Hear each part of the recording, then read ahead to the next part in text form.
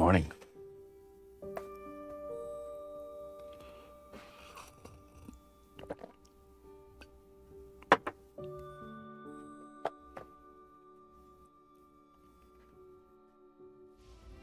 Well done, brave hero. Your labor has borne fruit. Enjoy these goods as a reward for your dedication. You ready?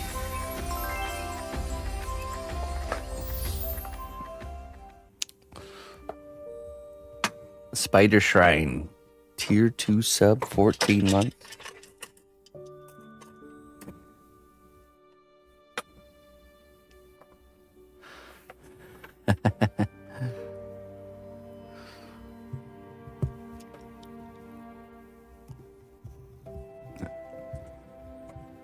All right, Seb. There's a contact form on my website, or I think you type !sales. I think that gives you the direct email link. Thank you so much, Spider Shrine. We got Frog's Breath and Magic Mushroom. Choose wisely.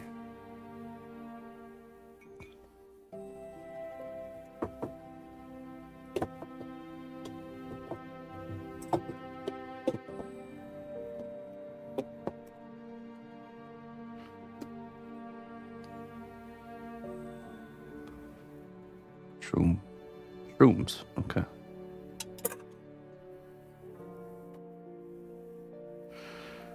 Let's get some wisdom started for today. Thank you very much for your support there, Spider Shrine. Appreciate it. You may feel small and insignificant at times, but remember, even the tiniest pebble can make a large ripple in the pond. That's right. So size does not matter after all.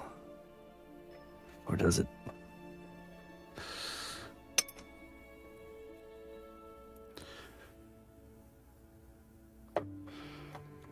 Hold on 1 second. I have to move this.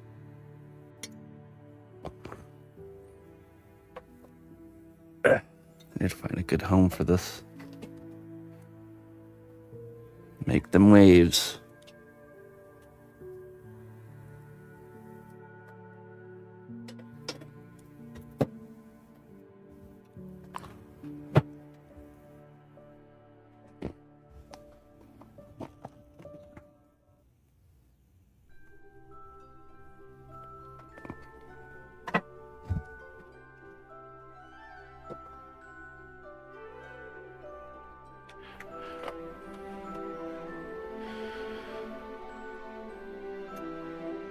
Hard-earned northern pesos.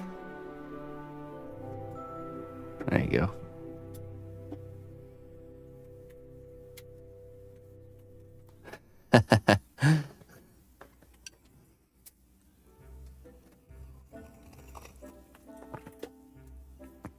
All right. We're going to be sculpting the second boot on our character here.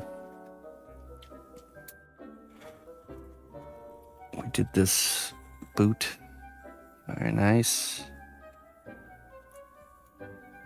Now we must duplicate it over to here.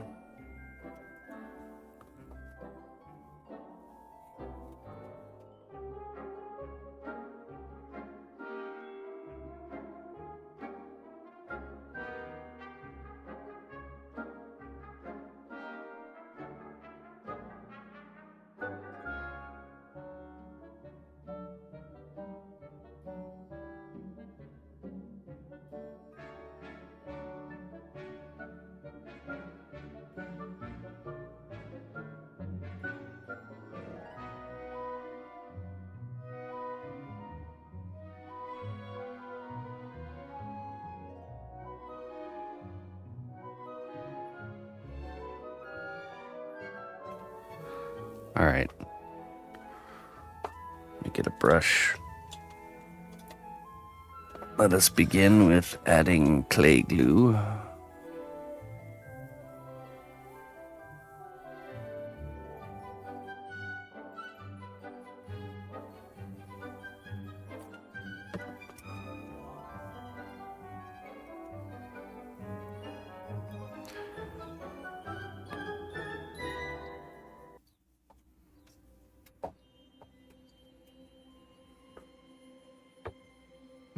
So I got a hold of Arnold.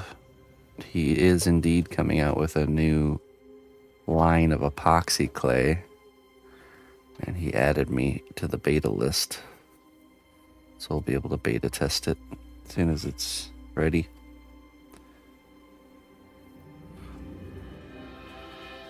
It's a more safe epoxy clay. I don't know if it's completely non-toxic, but less toxic than the other ones, that you can mix in different ways to actually control flexibility. So you can mix it for more of a firm finish or more of a flexible finish, which is pretty interesting. Pretty interesting. Skinny and bold, that's right.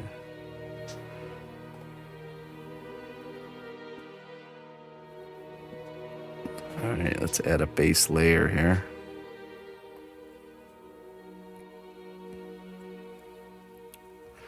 Get a base layer of clay down.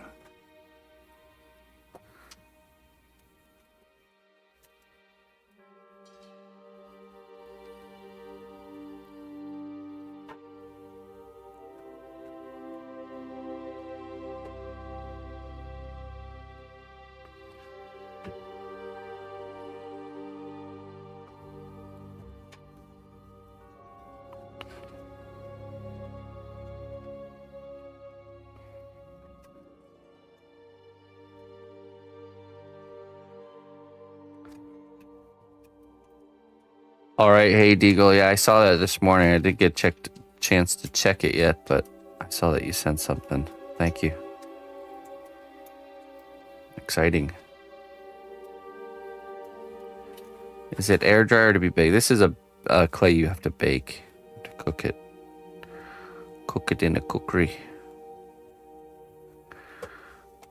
Kitchen oven.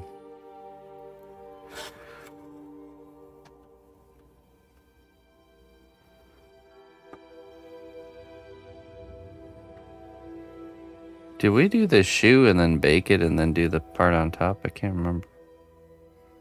Or did we do it all in one go?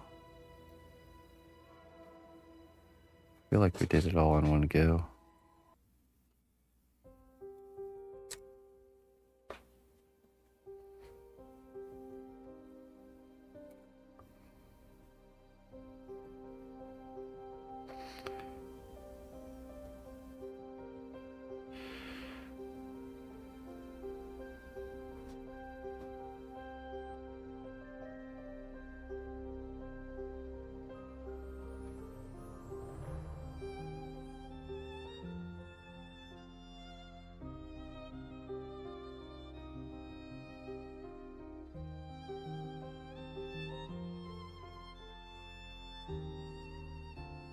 Hey, Levita Lux. Awesome. Really, really awesome. It was a good time. The grandest of reunions. Couldn't have gone better.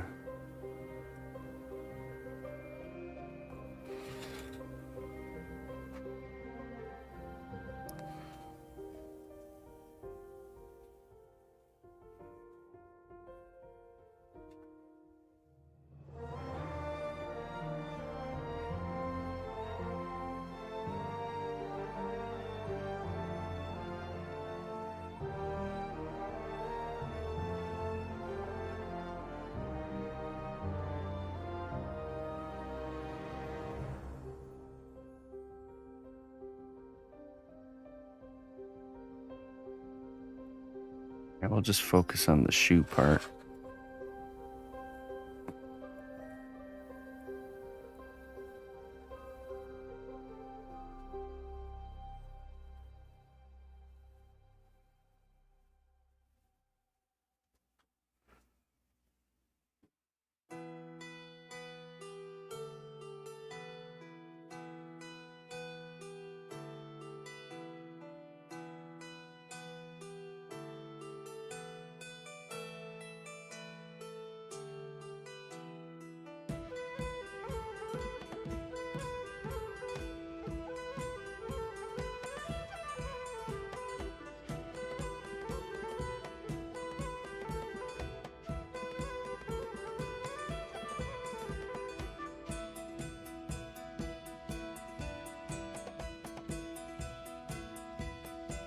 Yeah. I gained a sword.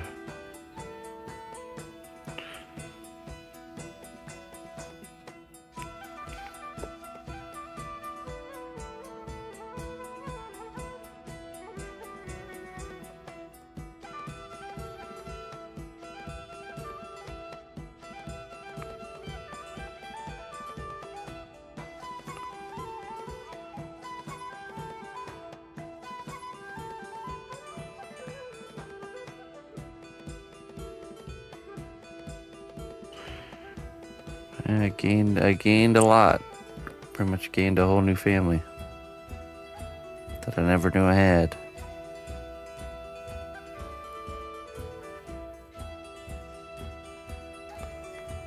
I mean, I knew I had, just didn't quite know.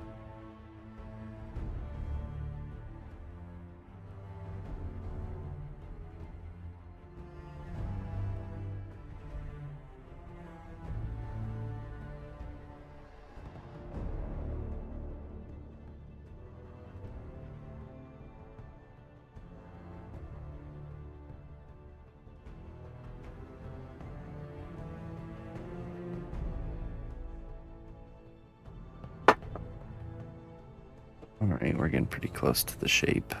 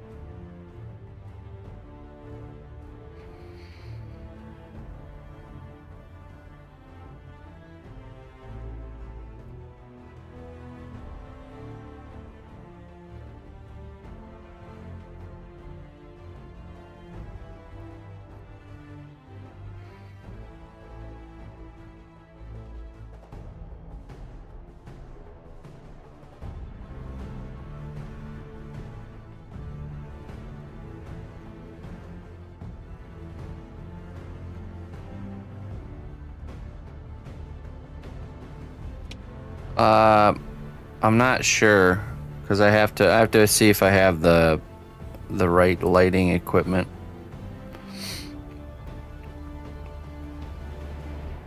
I might have to order lights, so we might have to do one more week of homework while we wait for those to come in.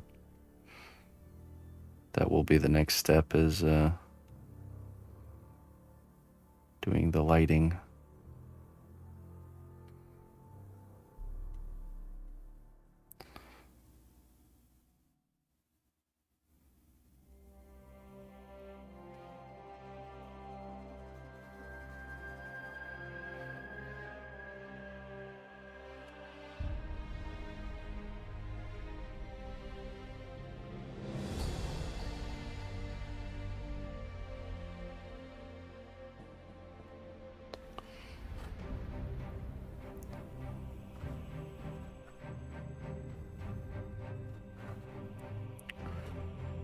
Alright, let's start doing the separating of these plates here.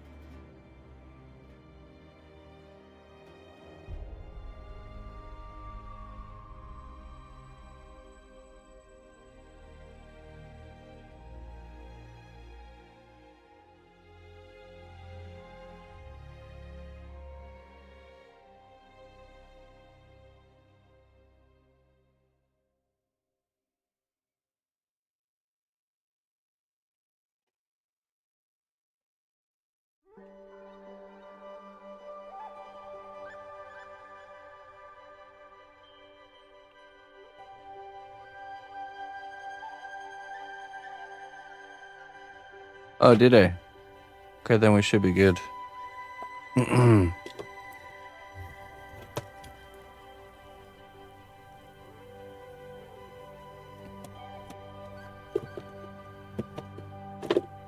just double check, make sure that it's all there. Oh yeah, you're right. I do have the fire starter kit, so I must have ordered them.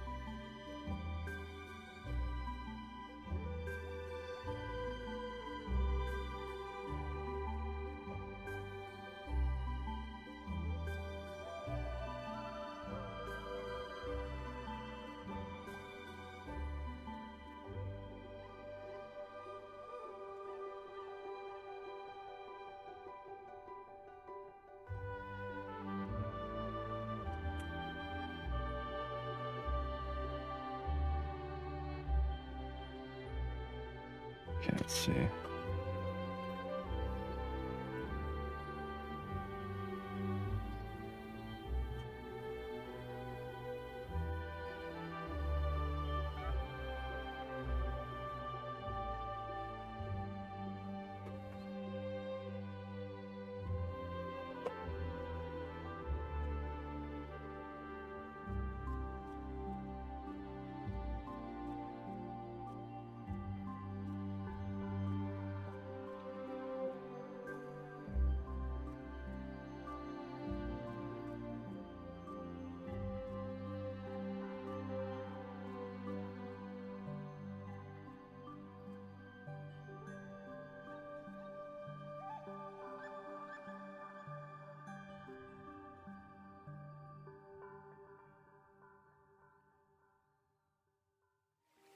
Hail, noble ally.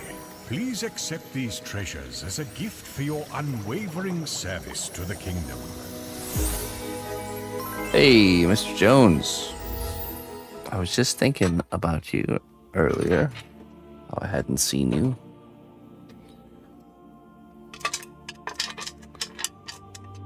Happy sub month to me. How you doing, Mr. Jones? Thank you for the 29 months, my friend. We got Wool of Bat and Basilisk Venom to choose from.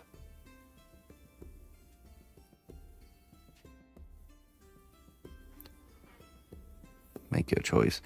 It was good, man. Really good. Really, quite a special thing. Feeling woolly today, okay.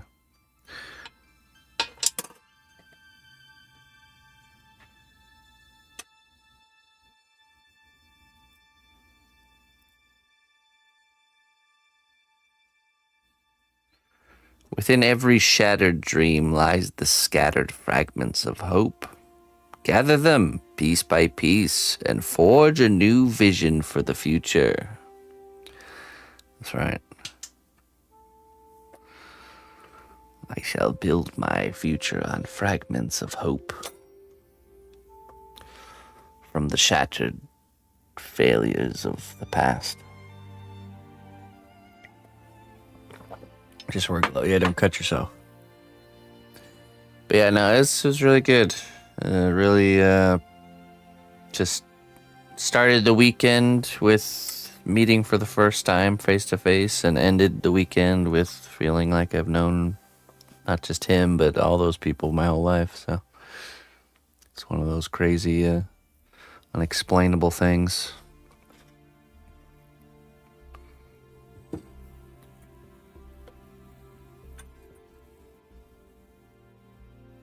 Not just him, but also, you know, aunts and uncles, and I met my half brother.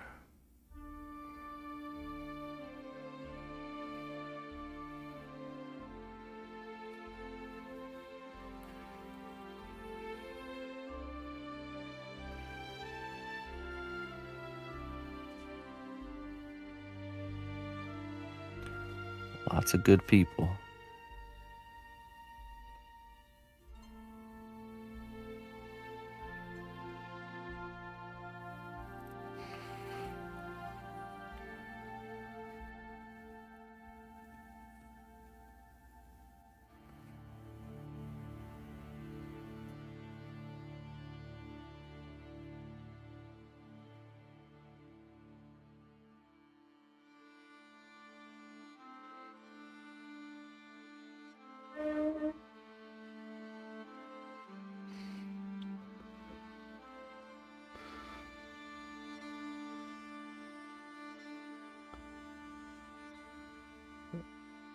Yeah, no, it was the first time. Last time I saw him, I was 1 year old. Well, all of them, actually.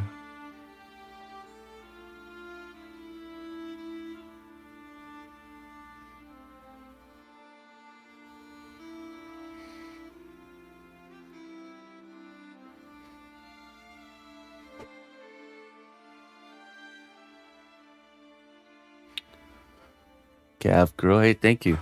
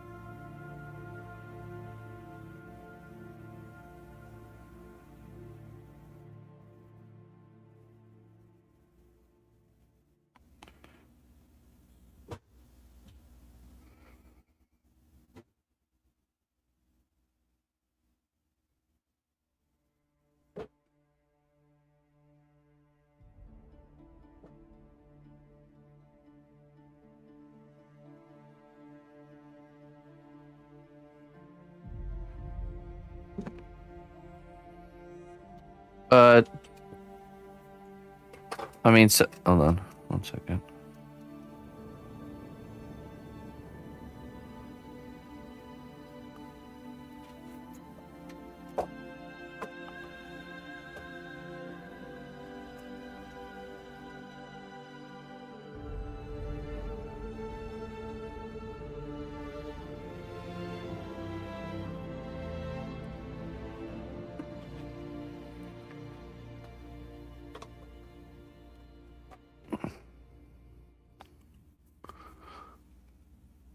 Do you have a habit of measuring the size and width of everything you're going to make twice? Like measuring both legs, arms, and pieces of armor that will be duplicated?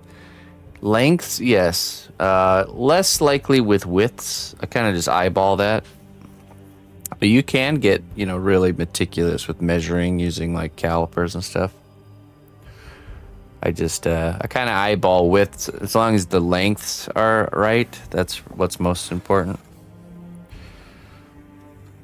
And it depends on what it is. If the more like, there's certain margins of error that's allowable for certain things, something that's like really mechanical or sci-fi like would probably be more meticulous.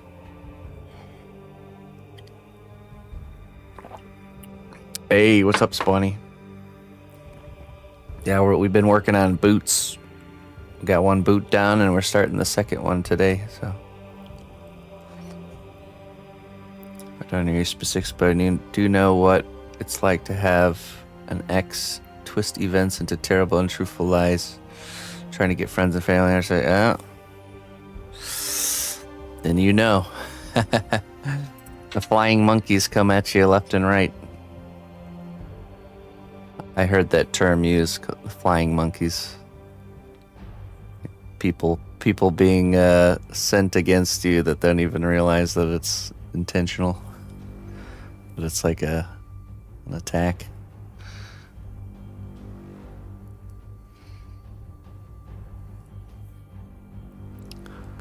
Yeah, now it's good. It's all good.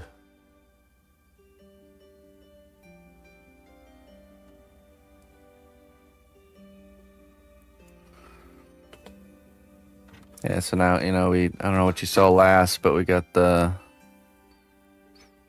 more work on the helmet done. Pauldron, cloak.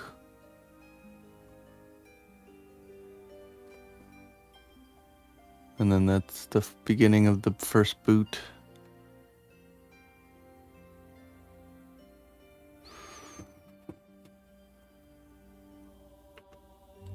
Yeah, it's exactly what it is, Jones, man.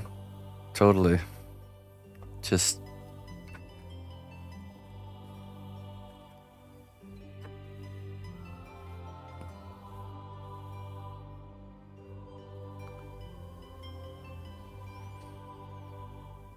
yeah, really awesome people. Turned out really good. And the area they live in is just so awesome. It totally reminded us of Germany, where Ina grew up. The climate and everything, like exactly the same. We could see a very strong German influence there too, even in the, the way the people are, and even like the layout of the grocery store. It was very interesting.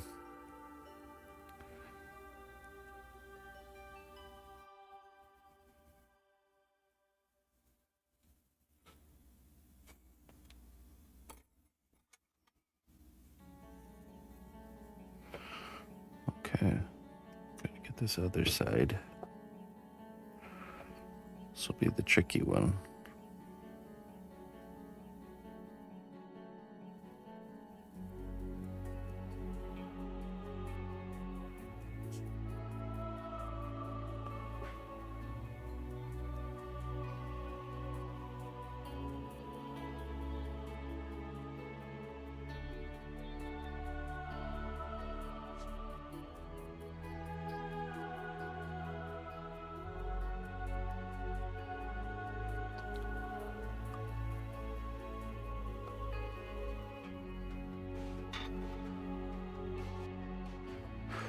Yeah, I mean, they all live in like the same area still. So there was one, my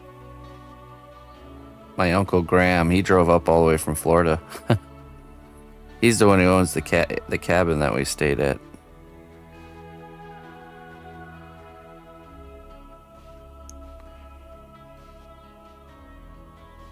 Quite a tight-knit bunch they are.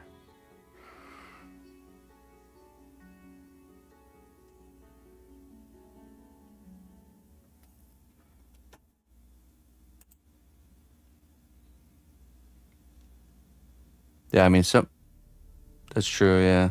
Some are far away, like 2 hours away. Yeah, so they all really did come together.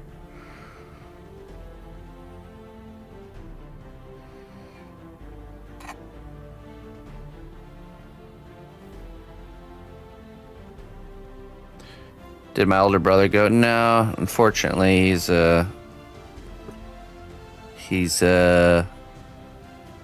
one of the flying monkeys for right now. Any kids Emma's age? My aunt's granddaughter was like 2.5, and they hit it off pretty good, her and Emma.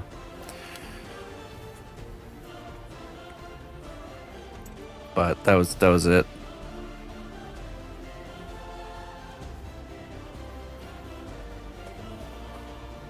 Emma had a great time too. Surely, really liked everybody that we met.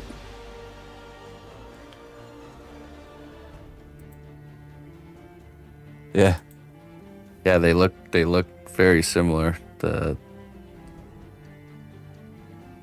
little 2-year-old girl and Emma.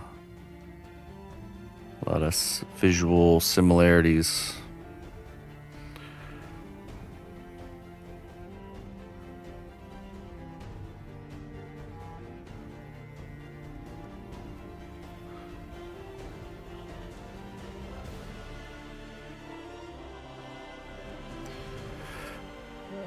Yeah, oh yeah, for sure.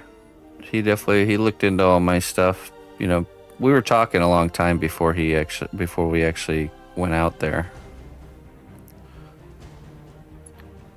And so actually, funny thing, he's married to this gal named Vicky, and her son is also a full-time streamer on Twitch. I didn't meet him then, but I met her daughter, who is a moderator for some of like really, really big streamers. So we were doing the Twitch talk a lot, for sure.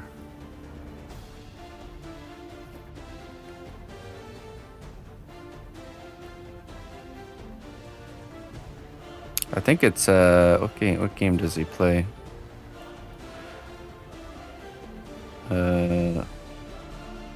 What's it called? Destiny? I think he plays he's a Destiny streamer.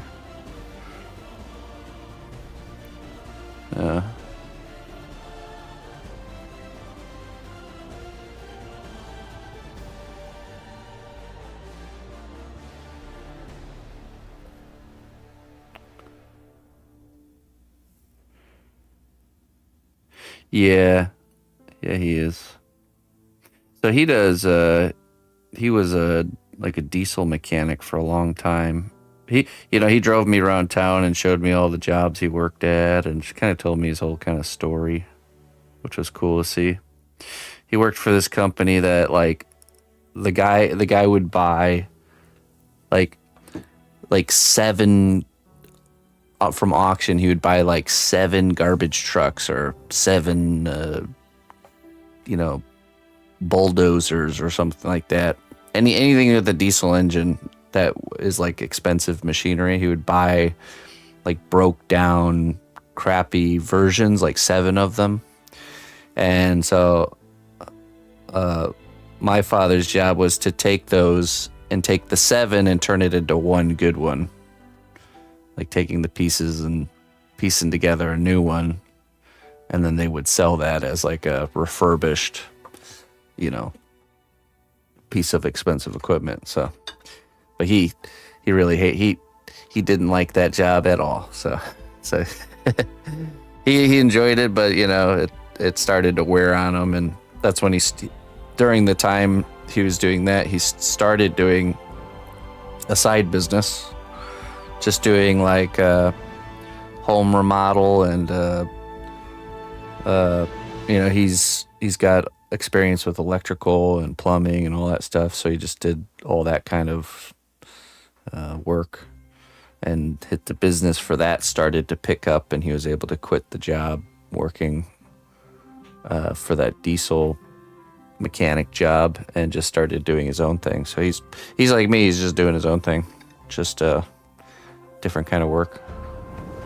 The strength of the cnotbusch kingdom lies not in our walls, but in our people. The Jang, March to war. you spoiling me over here. What's going on?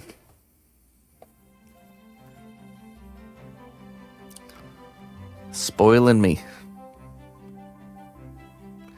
Appreciate that. Welcome in, everybody. Come on in, Lego fans. We don't got beautiful bright blocks here, but we got gray colored clay. If you're interested, we're sculpting this is a character from the game Overlord, if you're familiar. He's missing his arms, but we're working on the boot right now. The second boot.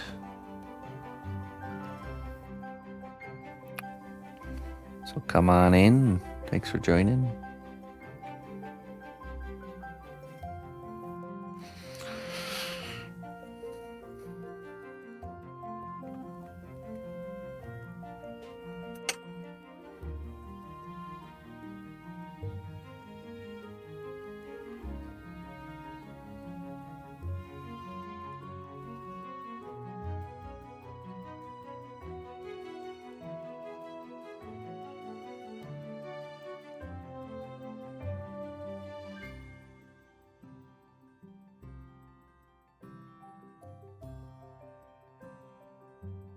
The girl.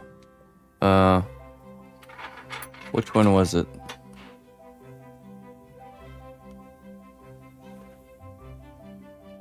Was it this one right here? The anime character?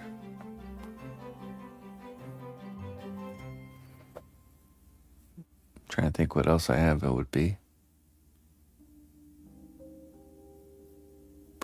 Probably. Oh, no. Yeah. No, definitely not. So we work. So the way we kind of break up the week here is we work on a different project for each day of the week. So that piece is our Wednesday project. So every Wednesday you tune in, you'll see me working on that one. This is Thursday. This is this one, and the other character is a Escape from Tarkov character we work on in the evenings. Let me show you where he's at. This one's actually coming along pretty good too. I'm really happy with how this guy's looking. We did his vest last time. The boots and pants and vest, and I think the next step for him is going to be we're going to start making like the weapons and stuff that he's holding so he can actually do the arms. But yeah. So that's our evening piece. Oh, you know what? Let me move this.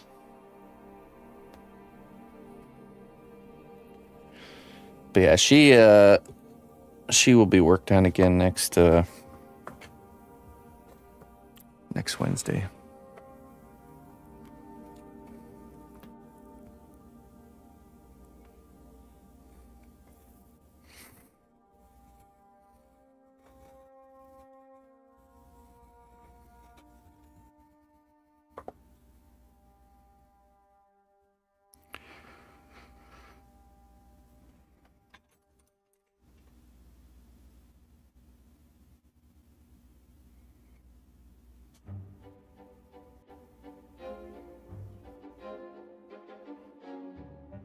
But yeah. You know, it kind of runs in the family, the whole doing your own thing mentality. All of them over there are like that. See, one of my aunts, they own an 80-acre farm, and they, you know, kind of commercial farming.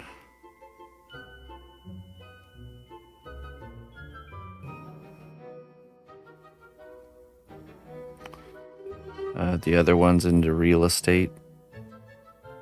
There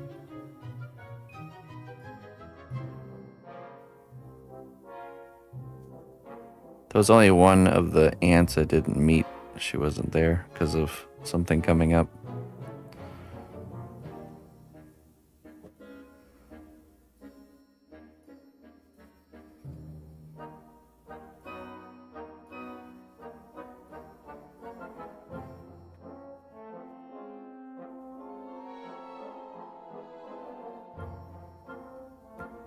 The uncle who owned the cabin, I think he's an insurance guy.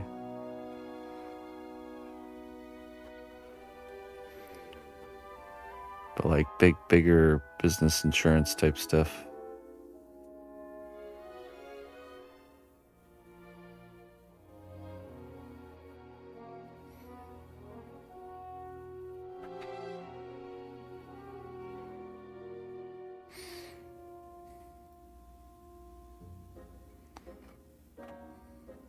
Make sure to tune in. Oh, appreciate it.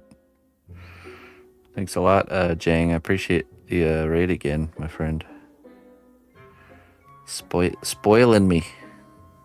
Ratting.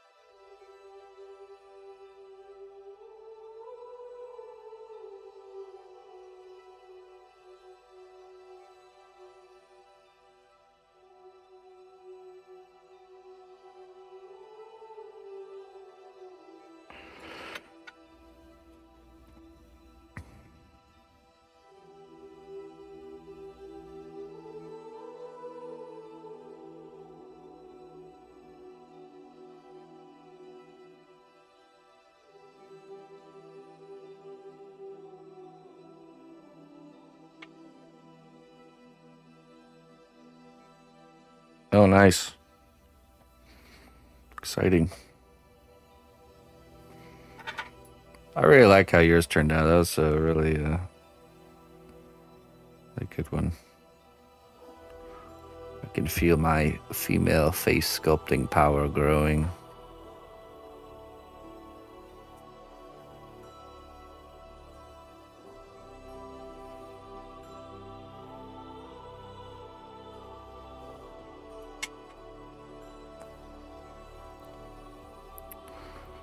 Okay, let's see.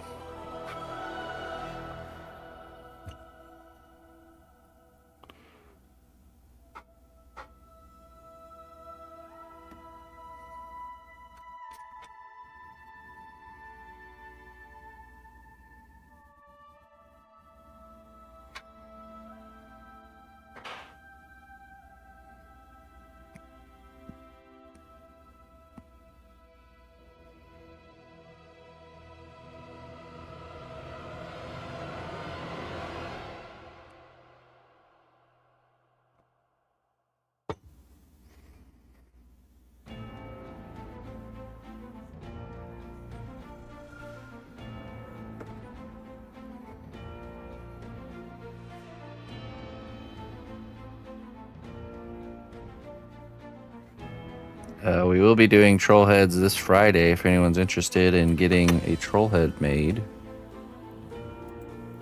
You can tune in 11 a.m. Central Time, first come, first serve. We'll be doing 4 of them. They're all numbered. You can commission whatever idea you have as a challenge. So whatever your challenge is, I'll sculpt it into a character head. It gets painted and finished with a nice base and comes in a really nice,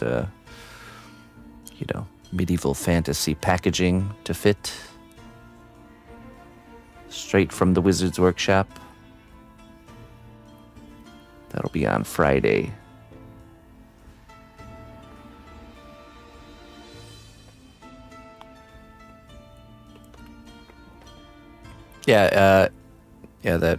That command, don't type troll right now. You have to tune in on Friday at 11 a.m. and then you'll have to type it.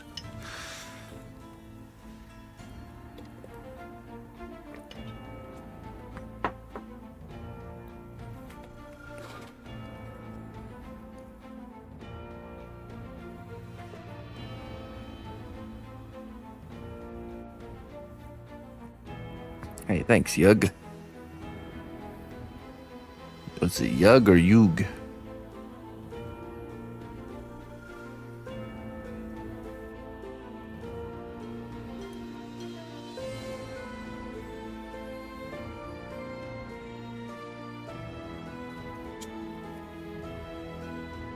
Yes.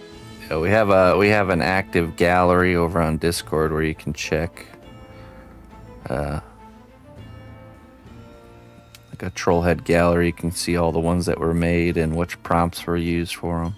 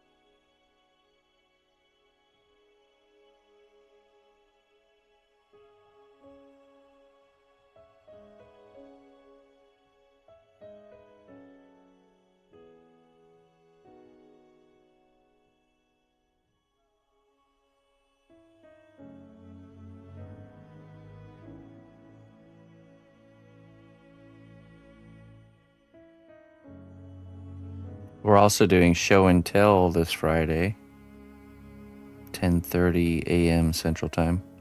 If you want to share anything you've been working on or up to with the community here, be taking a look at Discord and just seeing what you guys are up to. So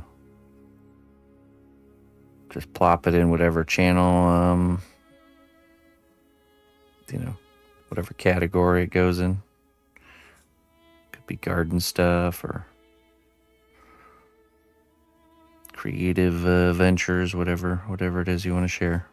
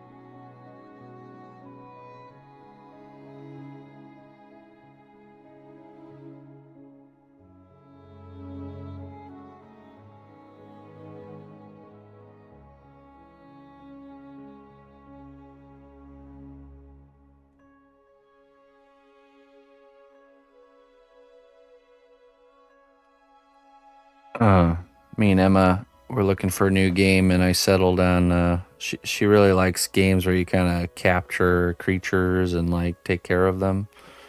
And I discovered this game called I think it's Pal. Is it Pal World? I'm sure some of you have heard of it. We started playing that just a little bit. We just got our foot in the door there.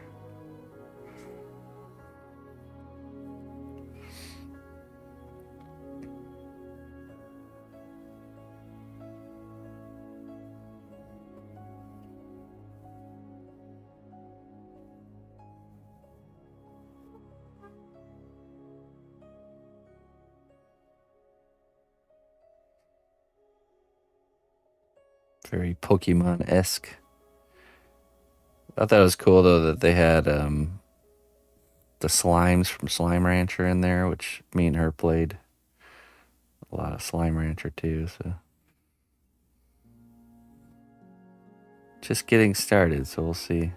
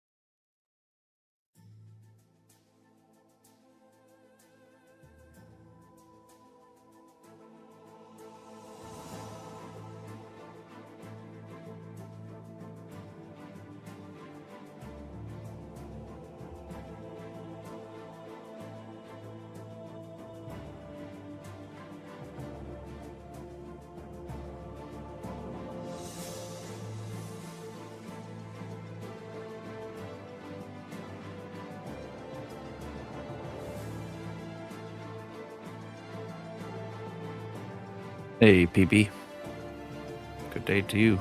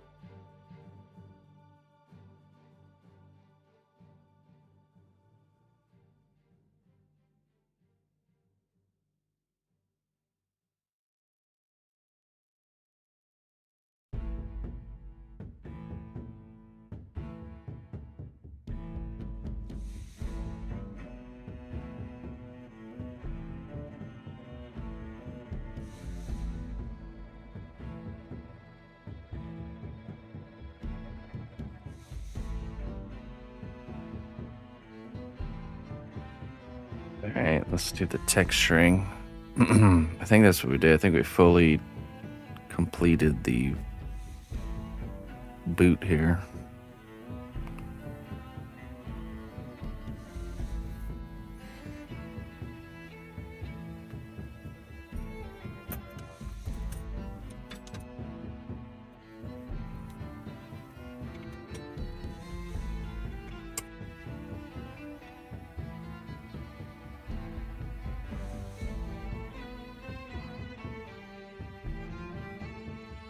Oh. Aren't you in the UK there, PB?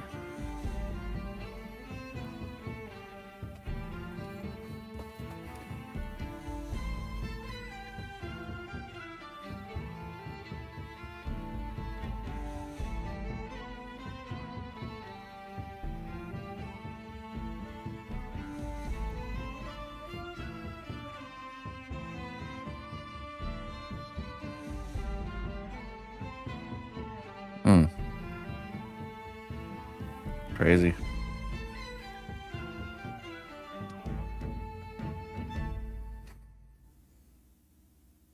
Yeah, for sure. All right, hey, Deagle. Have a good day, my friend. We'll catch you later.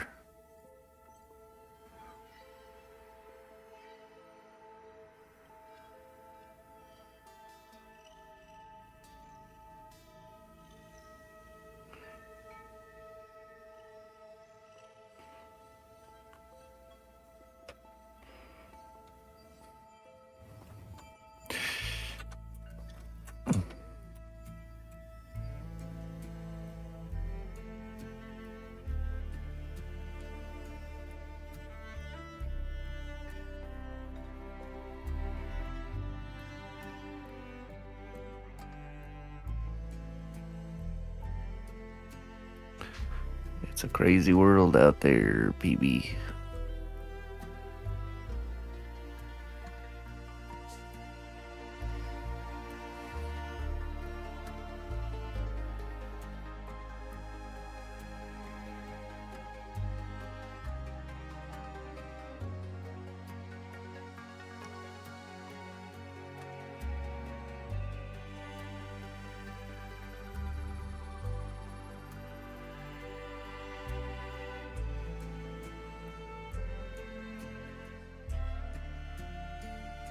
Oh yeah, for sure.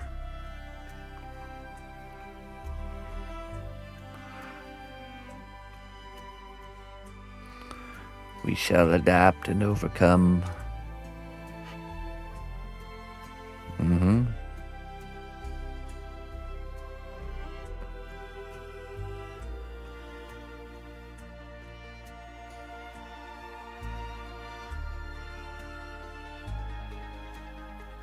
There's certainly been worse times in human history.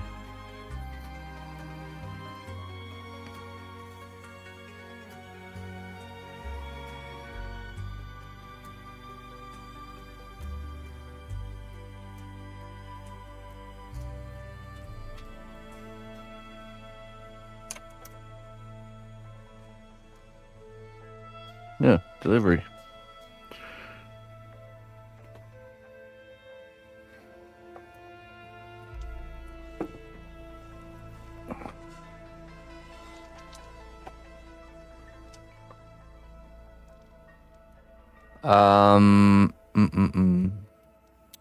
Old Gen 2 game. I think we have a little bit of a mix on the armor set. I think it comes more from the second one though. Did they come out with an Overlord 3? Did you not get on the last? Yeah, no. The first evening back was Tuesday. We took that evening off, and then yesterday we had Emma had a event to go to, so we had to take yesterday off.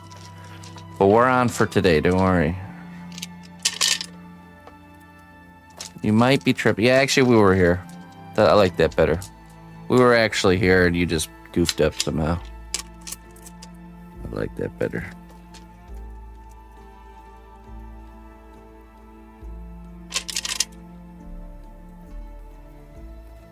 Yeah, Wednesday's back on the menu, boys. We thought it would be a weekly thing, but it's not.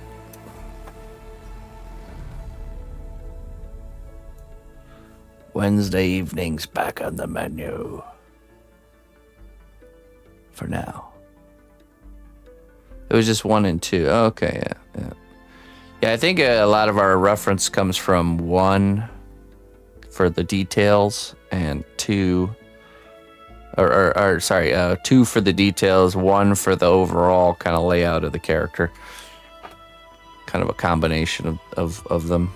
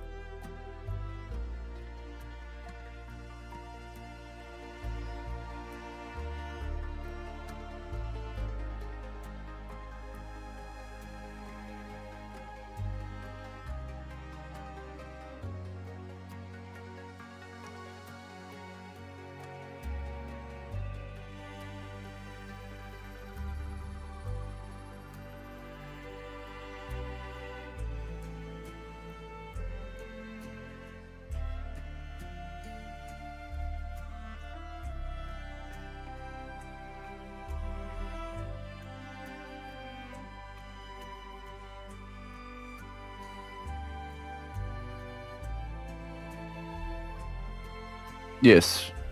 A different piece for each day of the week. So all of our eyes stay fresh. Welcome back.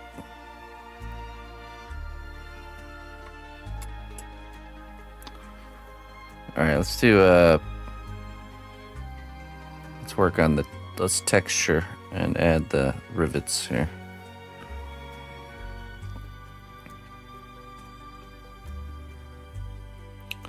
This guy is a character from a game called Overlord.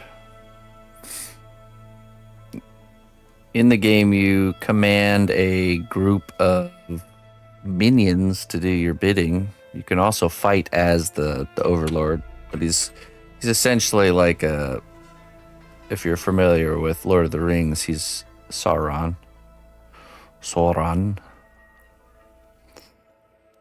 But with a Fable style, if you're familiar with Fable. Kind of like a little bit of like a I don't know, I wouldn't say cartoony. Fable's the best way to describe it, like a Fable style. Kind of has this little bit goofy proportioned, little bit bright colored style.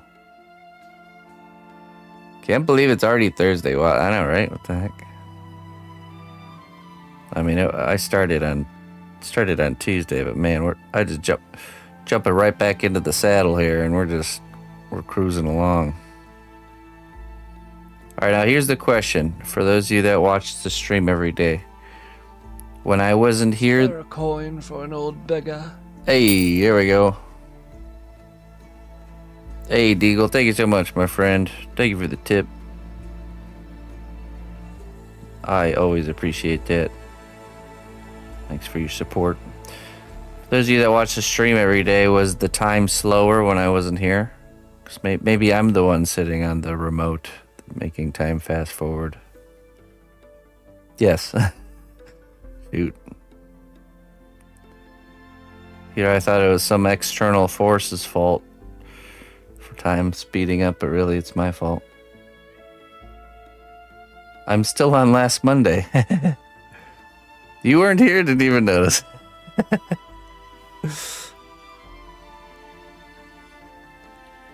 Hey, Slap. Hey, thanks for watching, my friend. I appreciate it. Glad to have you here.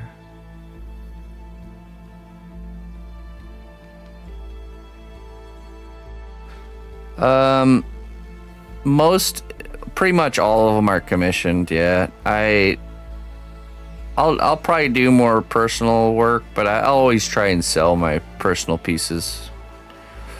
I don't know. I'm quite happy doing commissions for now because they really keep the lights on. You know what I mean?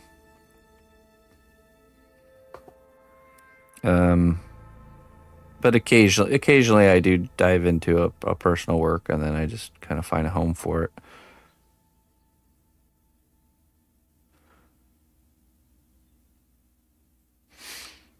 It would be cool. It would be cool at some point to get a theme where I create a few pieces, almost like a series revolving around that theme, and then do some sort of like a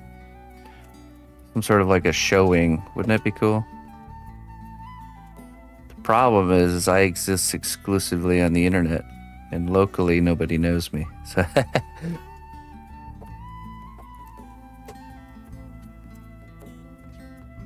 But I always thought that would be really fun.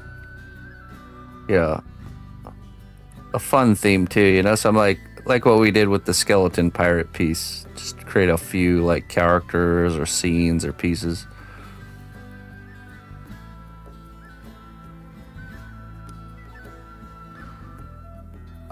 I can get you pricing info. You just have to email me, and I can send you some stuff if you're interested.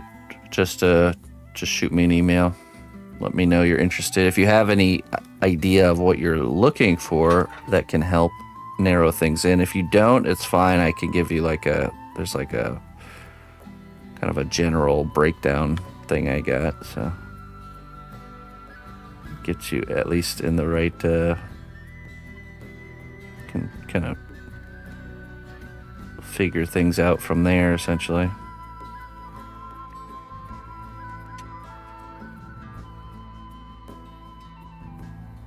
That's true. You can commission a trollhead every Friday. There's 4 slots available. $75 for a fully painted one.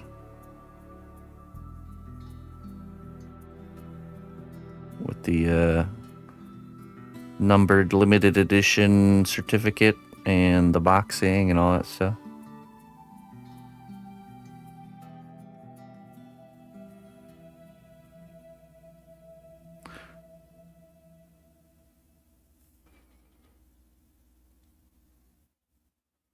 I do everything. Well, not everything, but if I can stream it, I will do it. That's always a very good filter for the things that I don't want to be doing.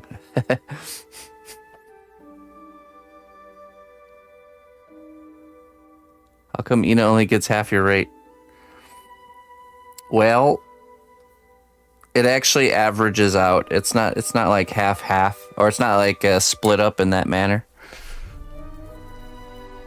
Because she actually spends a lot more time on the painting than I do on the sculpting. But it's also, there's another agenda other than just generating income to support the stream. It's also, we're learning, both of us, you know, so it's a way to kind of, you know, she's spending more time on the paint jobs because she's also learning to be more efficient with painting, you know, so another agenda. Yeah, the agenda is we're trying to get better at what we do, more efficient, quicker, higher quality. So everything except, actually not everything. Yeah, right. You have to be careful with that. If I can stream it, I will do it, but if it's something that wouldn't be good on stream, then I won't do it. It's a good filter.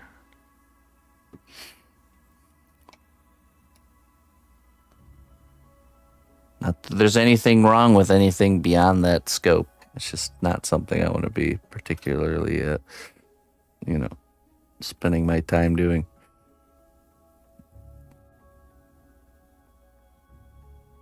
This guy, any pose you want. Yeah, it could even be an original character you have. Like, I've had clients where they have their own character idea, or even like a D&D character with no visual like reference. I don't need reference or anything. I can totally design a character from the ground up just with using words, you know. So pretty much any holes you have, I will, you know, I will be able to figure out with creative, you know, judgment. So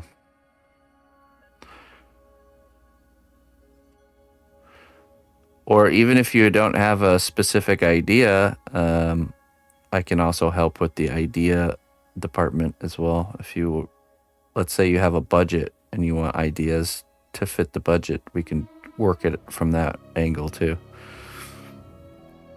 Sometimes it's easier if the budget's established, like, okay, this is the price I'm willing to spend for a custom piece. What kind of ideas can we create that will fit within that, you know? That's usually worked out pretty good.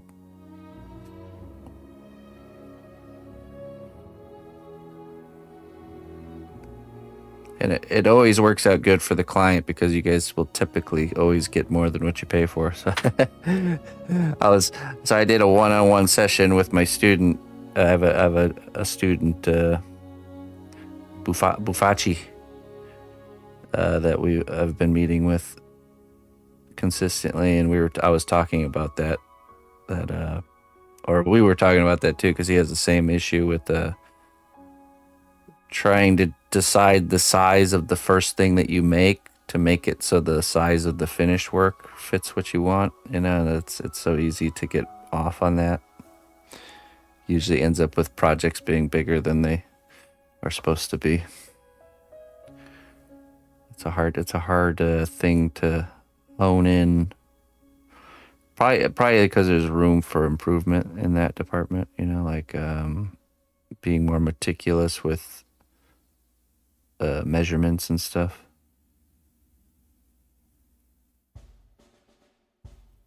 But it's not an easy thing.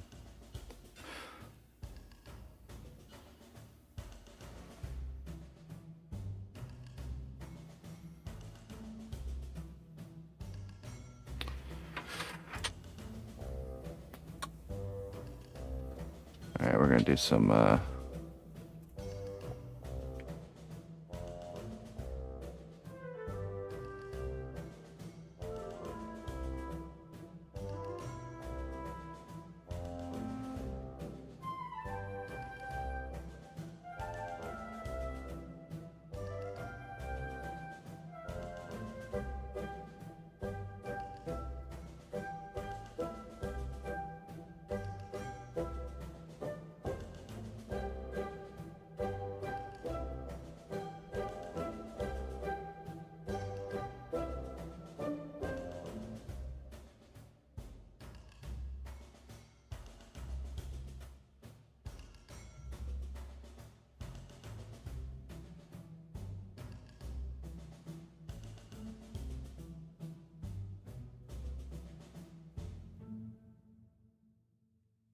Spam my chat. It gives the illusion of having a very non-lurker audience. Oh man, I'm one of those streamers where the chat's going so fast I can't even read it. Look at that. We made it. No, see not. That's just you ignoring everybody. Oh, sorry. Whoa. Chat's going so quick, can't even read what Clayton's saying anymore. Bummer.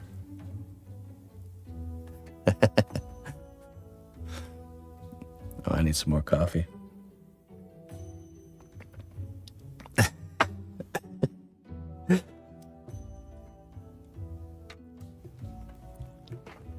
On that note, I need coffee. I'll be right back. Spam them emotes in the chat. The hypest community of all Twitch. I know you guys got it in you. You got this.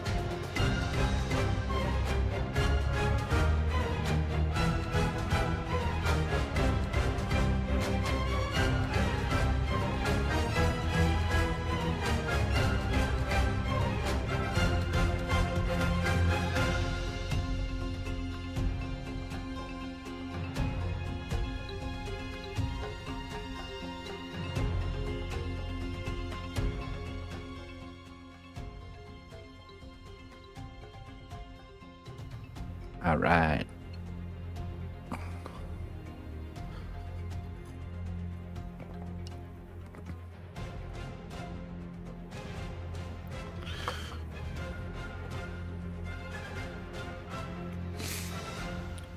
Hi, Krona. Tato Fay.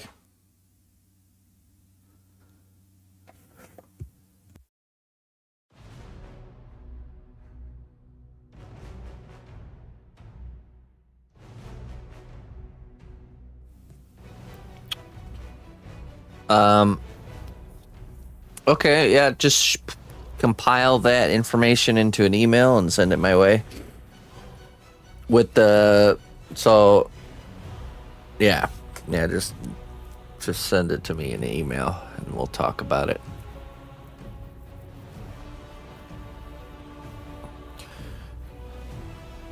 Hey, thank you, Hades Industries. Appreciate that. Yeah, sounds good.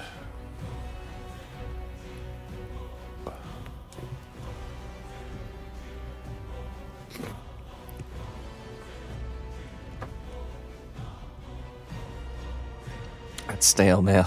Hey, we've gotten better at that, all right?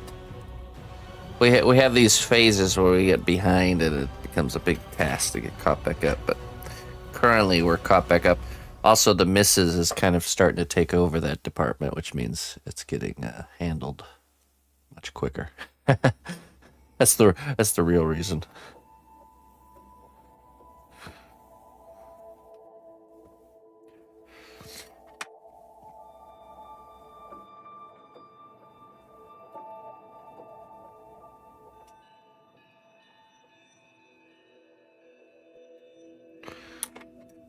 She's collabing with me on that department now.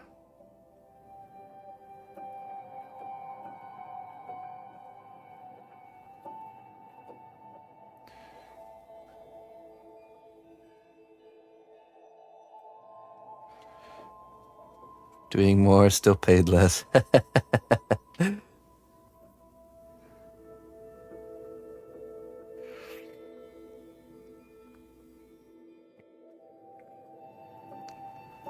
The payment around here is a fresh made meal at the end of the day. And a roof. That is our payment. A roof over one's head.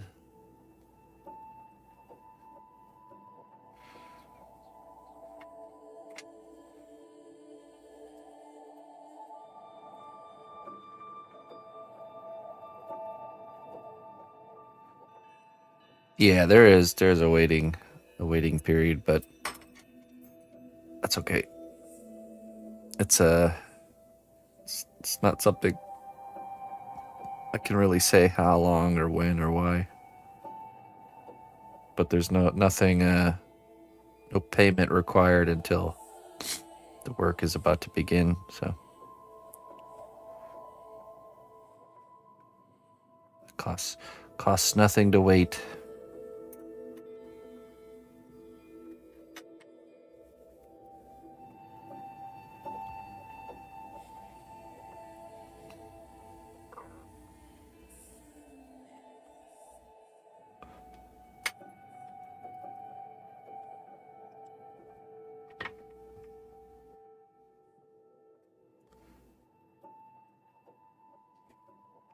The fourth sculpting class will begin probably when we get back from Germany. So sometime there. But, it all depends on how long the robot's really taking a lot longer than I anticipated. So, but maybe we can try and push and have that wrapped up before Germany. And then that way we can start fresh when we get back.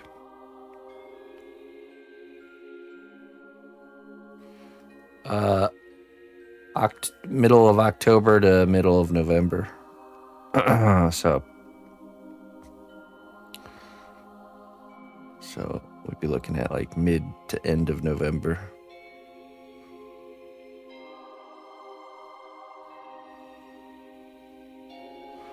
I need to get more time in on the robot. It just needs more time. I think we should start doing an evening Sunday stream. I will be, yeah. But we'll be streaming at a different time. So the first time I went to Germany and streamed, it worked out really good. But that's because I streamed in the morning in Germany time. I tried to stream in the morning America time, like our normal stream schedule. But it was the second time, but it was just too hard to. It's like 2 p.m. to like 5 or 6, and it was too hard to really to do anything else. It's hard to make that happen. So.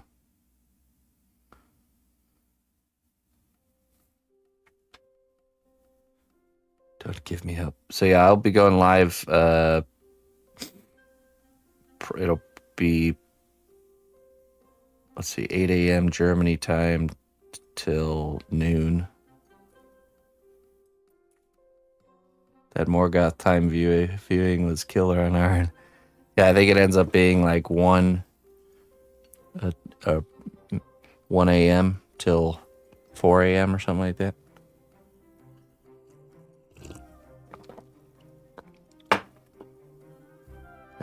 Yeah, I think so. Look, so there's gonna be that one night where someone can't sleep, and you're gonna wake up and you're gonna go turn something on to watch, and I'm gonna be there for you. See? Nothing wrong with that.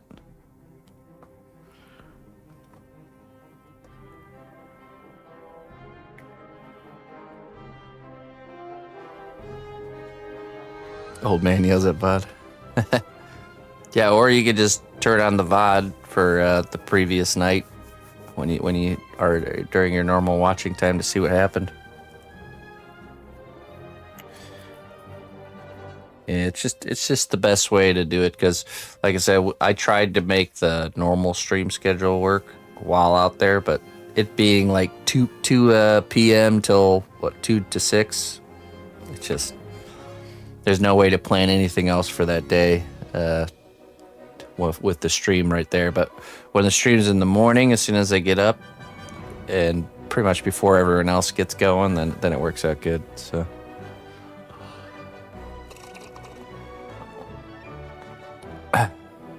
True. Jones is dedicated. So this time I'll just be taking the Journey with us because the Journey project has a deadline for Christmas time. So it's going to be a gift for Christmas. So that's why I'll be taking that one with me to help push that along. So we'll be pretty set up for finishing it when we come back.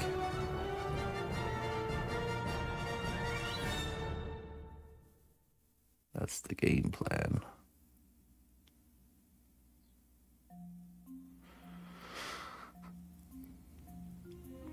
Well, I could do a restream instead of just letting you guys watch the VOD, where I restream the stream the night prior. So it's live but not live. But I always feel like I don't know if you guys get this, but like whenever a streamer is restreaming something, there's like zero desire to actually click and watch it. And it could end up actually hurting more than helping with like people, just thinking I'm restreaming now, not actually live. Monday's Hobbit Day, Bilbo and Frodo's birthdays. Oh, really?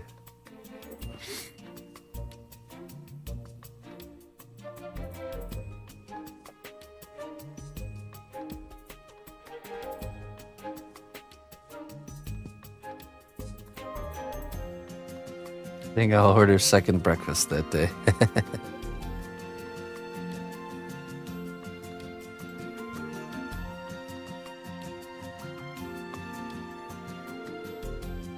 Yeah, I didn't know that.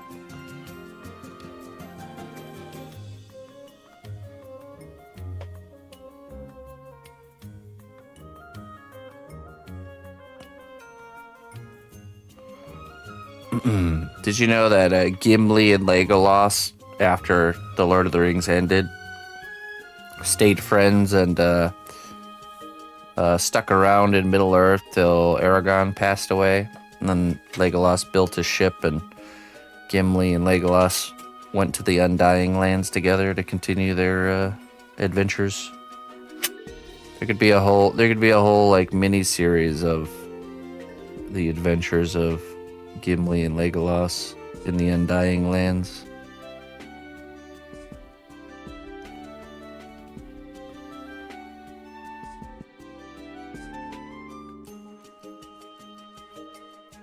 Of course, the elf had to do all the work. Yeah, I mean that's what the video said, that Legolas built the boat, so Gimli was just kind of like hanging around, you know, making cheeky side comments the whole time, probably.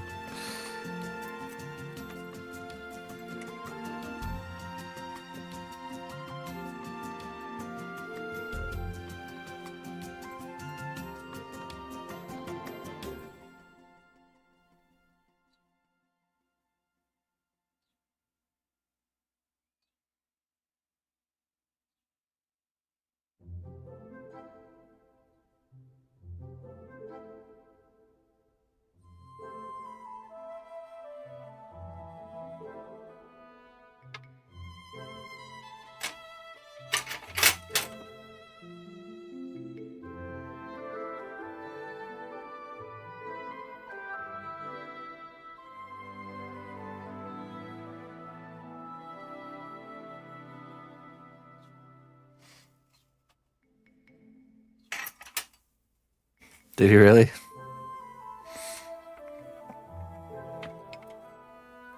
So that's why he was going to the Undying Lands. He was on the hunt.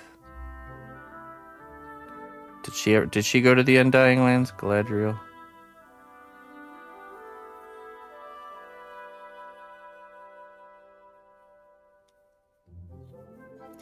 Did you know that the realm of Middle Earth is actually supposed to depict, you know, it's not some like dream world, but it actually depicts, you know, the world we currently live in. That was the intention of the Tolkien.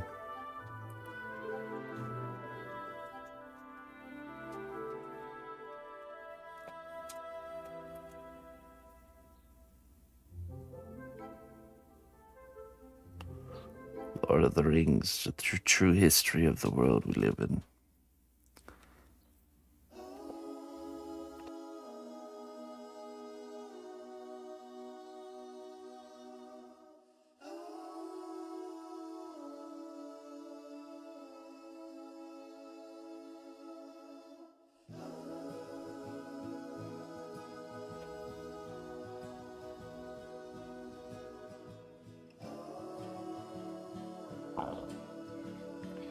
Right.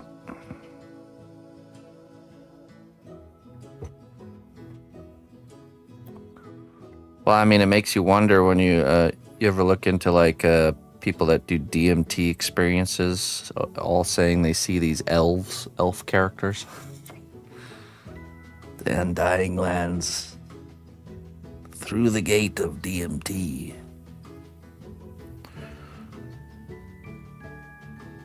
Does make you wonder.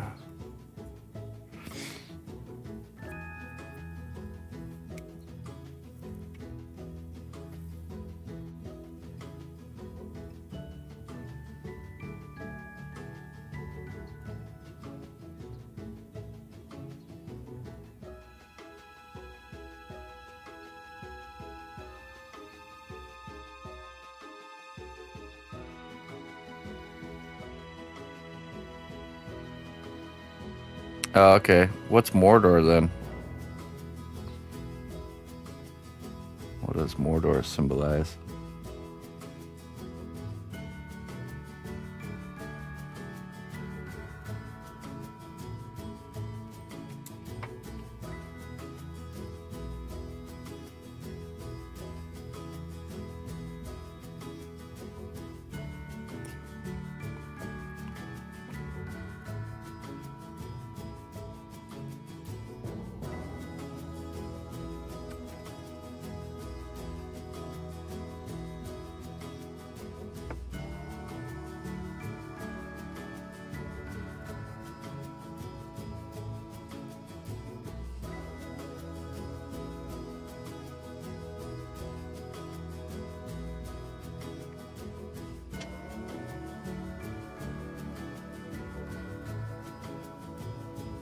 Yeah.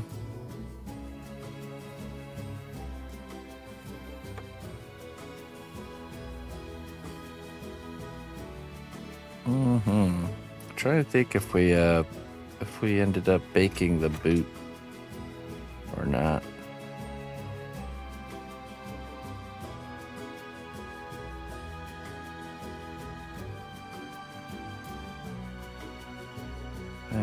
I'm tempted to bake the boot. I think we actually did bake the shoe part first, and then we sculpted the calf area. Hello, Tidola.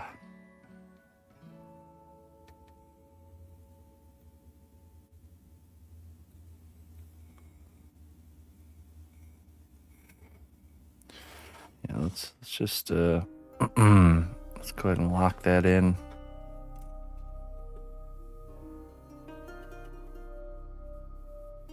Let me do just a little bit of brushing first. Just a little bit.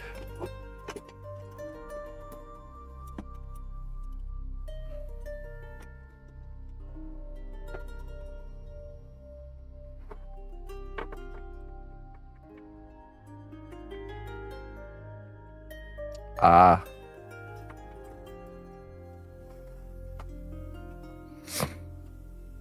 The lost land swallowed by the ocean, I see.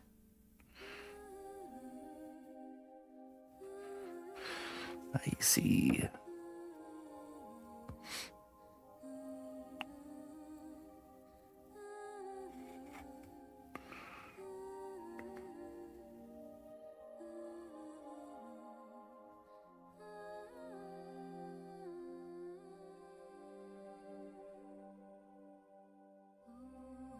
The Shire, maybe.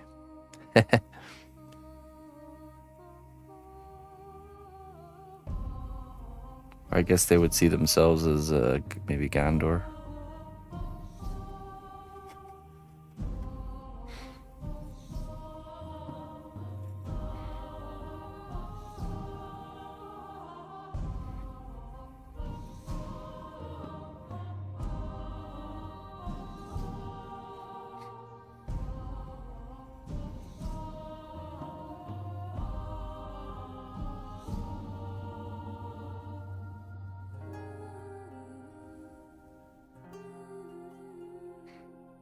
Okay. All right. Let's get that cooking. Lock it in.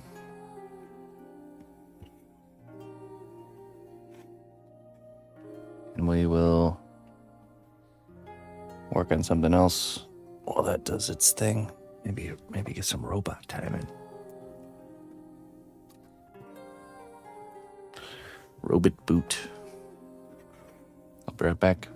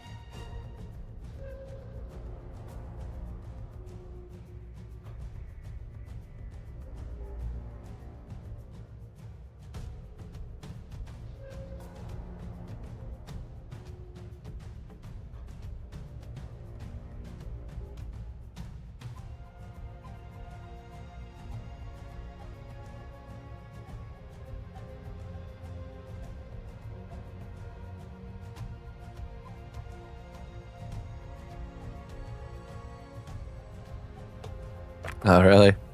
Nice, Scorch. Awesome. Catchy. You will hear back from me fairly soon. Yeah, I know. There's certain things he would leave undescribed to kind of create a mystery around, like the creatures that were deep under Moria, like where they dug too deep. I can't remember what he called them. The like unknown things.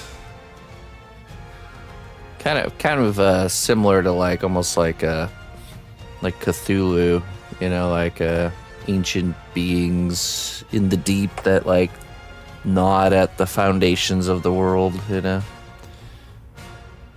which kind of points towards I think in Norse mythology there's a creature that chews on the roots of the world tree, and old ones, yeah. There's not a lot of description of them, but it's pretty cool. I always love those mysterious Nidhogg. Oh, it is Nidhogg that does it, yeah. The world serpent.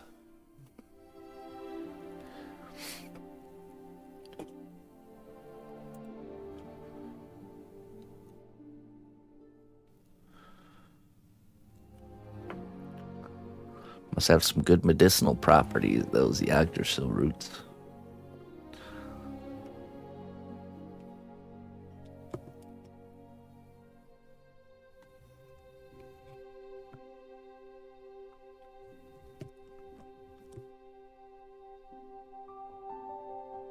Look at this fast chat, so busy, so professional. All right. Could hardly keep up. Wow, jeez.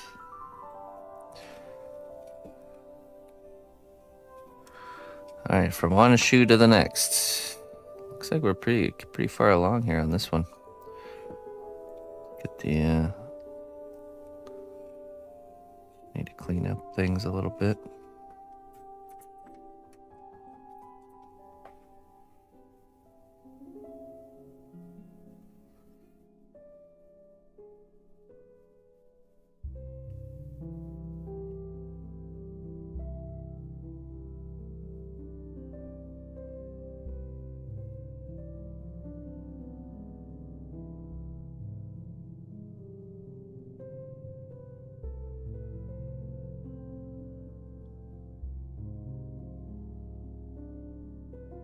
That's right. Yeah, this is our Sunday class project. Let's see what we got.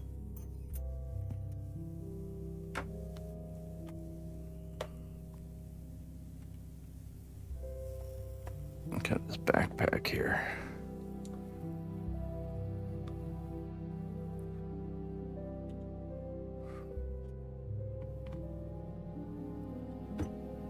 Goes like that.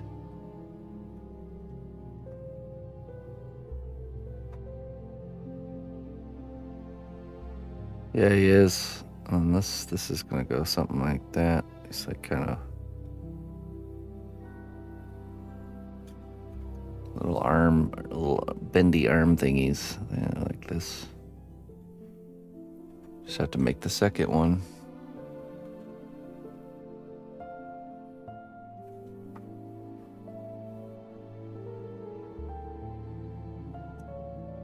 Yeah, he's gonna be holding the rope still, yeah.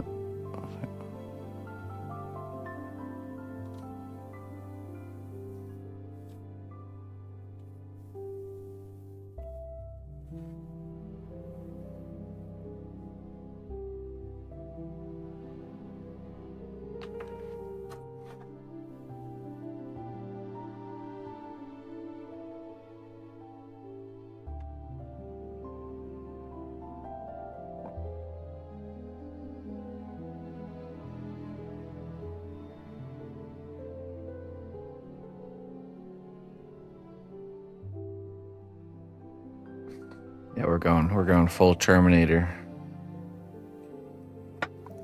Destroy all humans.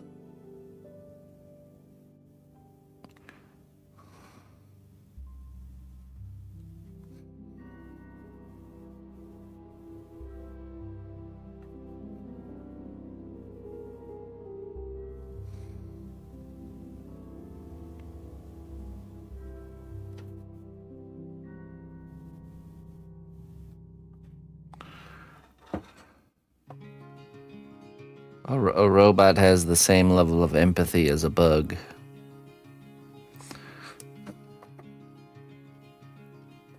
Nature's robots are bugs, programmed for a very specific task, each one biological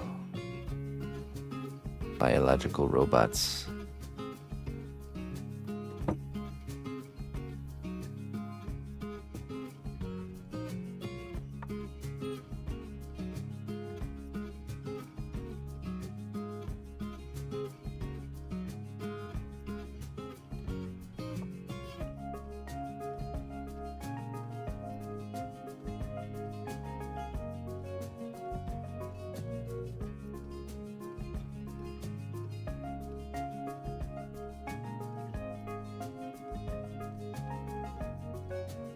Yeah, they have no empathy, exactly.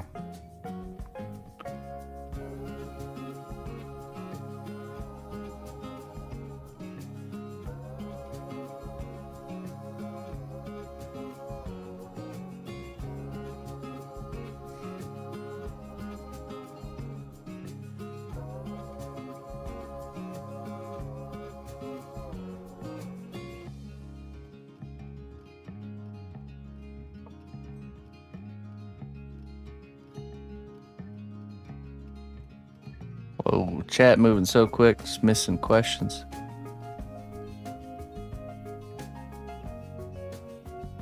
So a lot of times you'll see, so like the piece I'm working on right here, I'm not actually touching. And all these other parts are already cured or baked, so, hardened. So the key is you set things up so you're not actually ever touching the clay that is squishable. You're holding on to the area around it.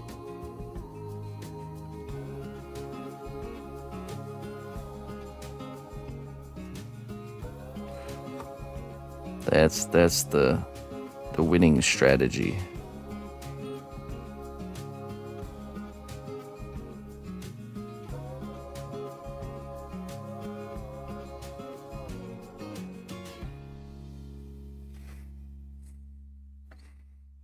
Okay. Gotta figure out what sizes we used here. Looks like circle, divot, ball of clay. Okay, okay. I'll grab some circle tools here.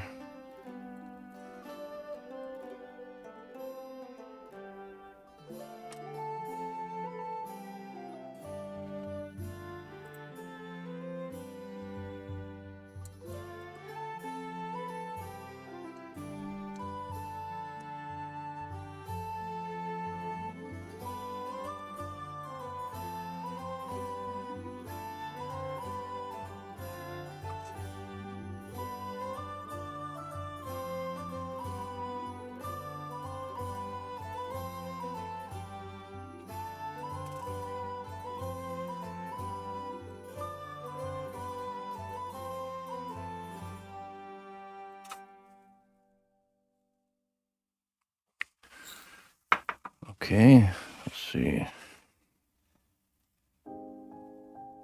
Oh. Maybe this one.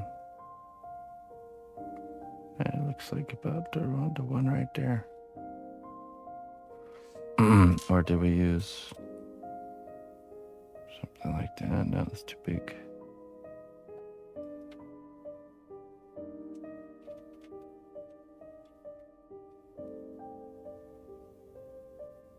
Yeah, probably it right there.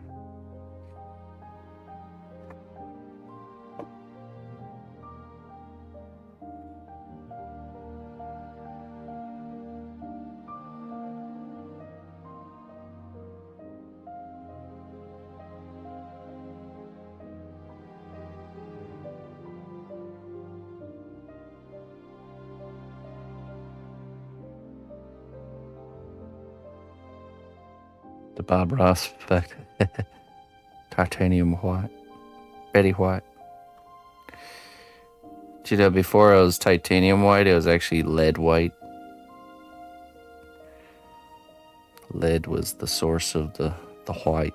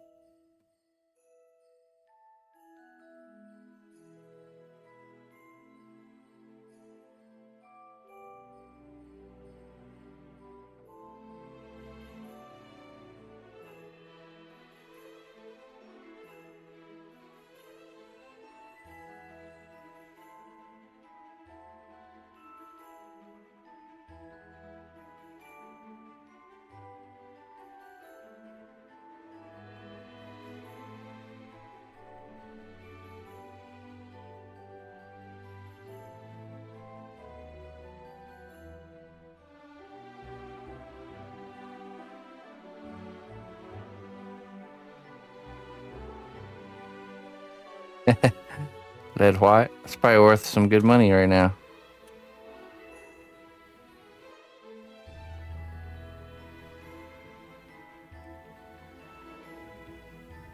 I want to get some lead wall paint and paint the inside of my house with it. I have a theory that lead paint was phased out not because of children eating paint chips, but actually because lead blocks, wireless wave technology. So since wireless internet and all that stuff was on the rise, they needed to get rid of all this lead paint on people's houses for it to work better. Makes sense to me.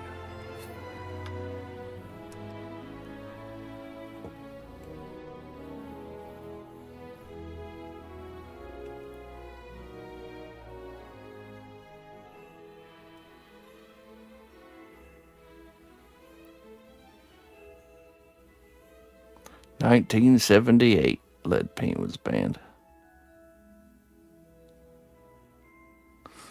Right, but when did they know it was coming? Because obviously it takes a long time to phase out something.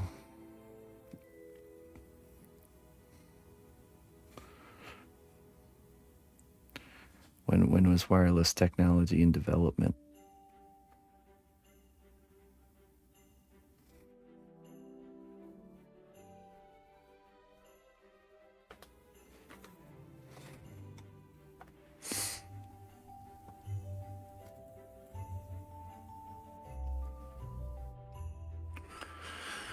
What was the question?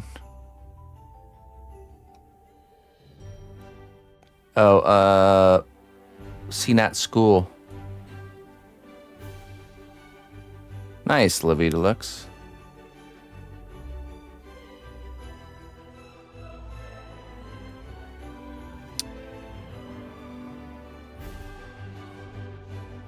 Yeah, that'd be interesting to look into. Does lead block radio waves? It's a good question.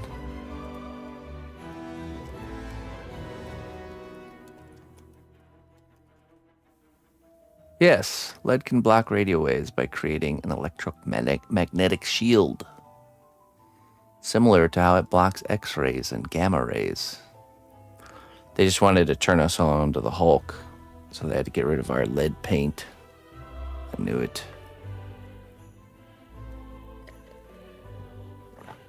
Why untreated wood for your base? Well, you have to bake this. You don't want to put treated wood in the oven, so. Did they not use lead in Faraday box? Well, I know when you go get like an X-ray, they always put that heavy vest on you. That's lead. It's just a lead vest to block the rays.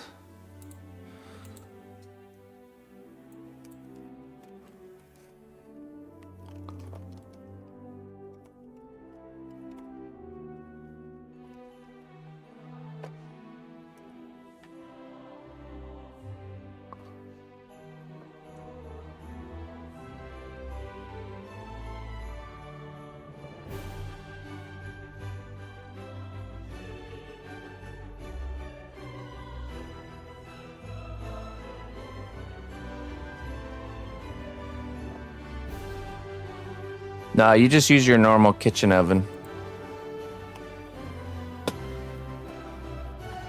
Regular kitchen oven.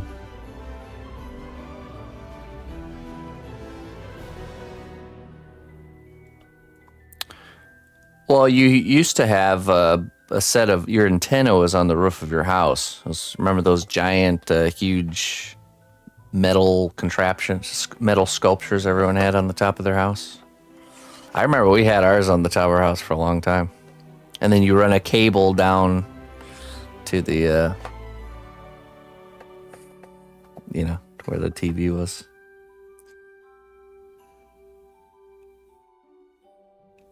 They had rabbit ears on TV boxes too. Yeah, you remember how hard those were to tune into the right channel? It only works when I'm touching it. They said, you essentially, when you're touching the antenna, you become part of the antenna, and it would work great, like on the radio. And then as soon as you let go, it's like all staticky again. Yes, I remember.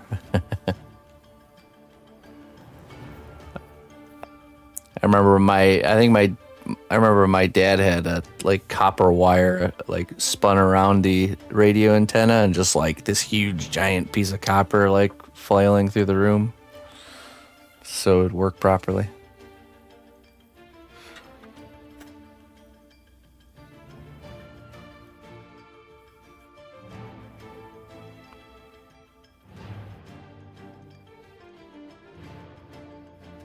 It's always crazy to think back on how not too long ago that was the, radios with antennas were the norm.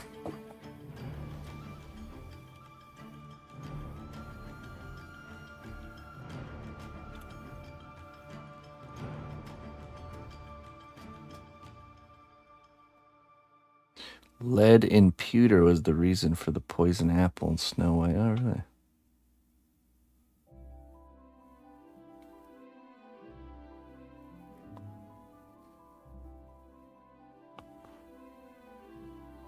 Yeah, can you believe they had lead pipes at one point?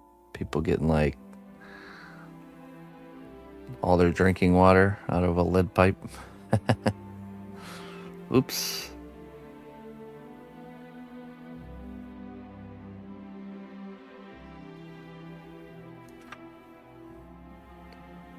They still have them in Flint? Do they really? Oh my goodness.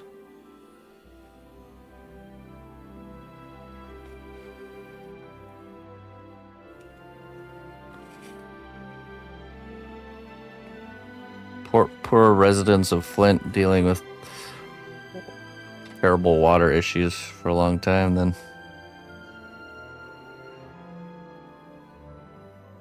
Romans put it into their honey wine. Ah, yes. The Roman honey wine massages my brain extra special, like.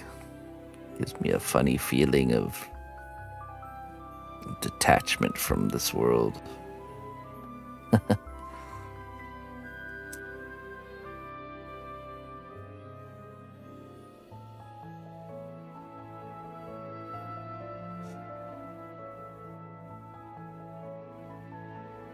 You swear they have a Twitch? Yeah, man, it's not good.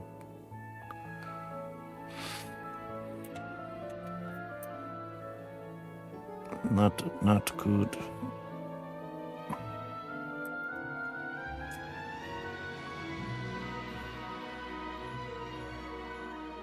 All right, Catchy. Yeah, make sure you check out the CNOT school section and also check out the classes. So this robot's part of a start to finish sculpting class that we're doing. And we've also done dragons and woodland gremlins that you can check out. The idea is you follow along the class step by step, so and you'll end up with a finished piece by the end of it. So.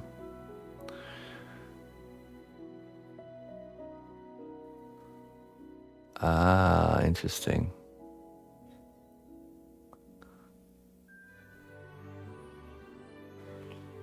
Yeah, I get the Looney Lorna. I get the water report from our city here, and it's like, yeah, you know what? I think I'll just not not drink that water. I'll get my water from somewhere else. Thank you very much. Sometimes you could turn on the tap and it literally smells like chlorine, like pool water level of chlorine. It's that can't be good.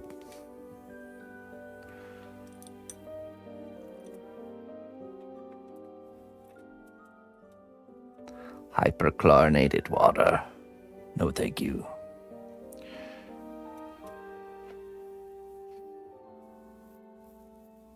Well water seems to be the best if you can get that.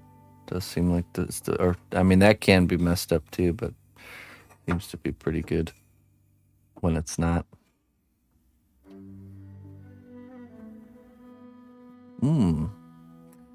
Smells of pool water. I think I'll have a full glass, actually.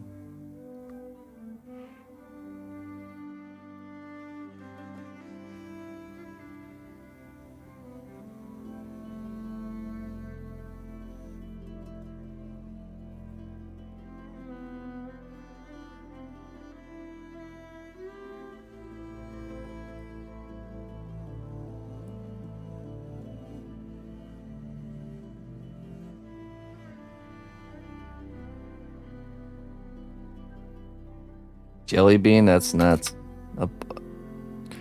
Now, here's the question. Did they let you guys know about that you should boil the water? Or did you just you just knew to do that? That's usually the messed up part that they don't tell people.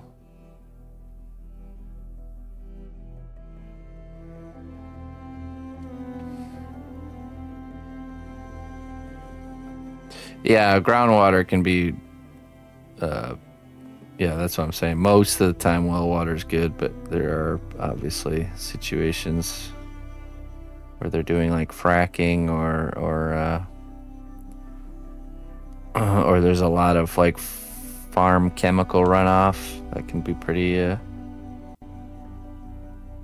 not good.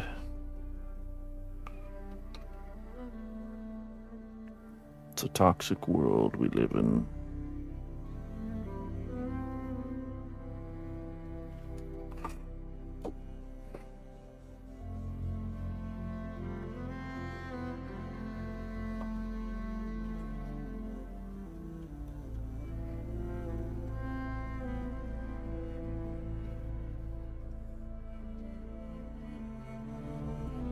Small towns everyone knew within a few hours. Oh, that's good.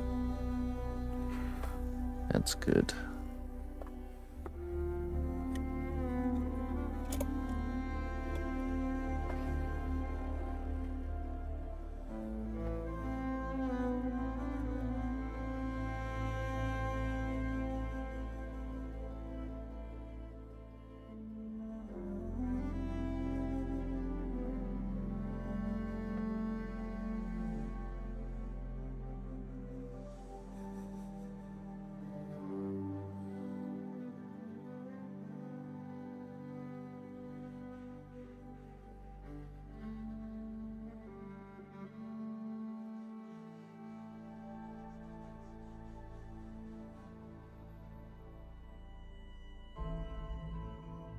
Horribly.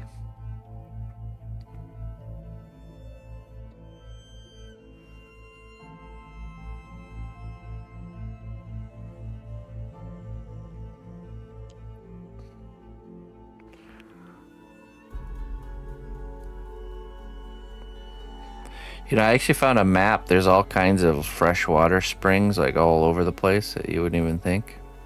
And the ones that are on public land, you can go and draw water from for free. I was pretty shocked to learn about that. Somebody compiled a map of where these springs are located, but they're literally all over the place.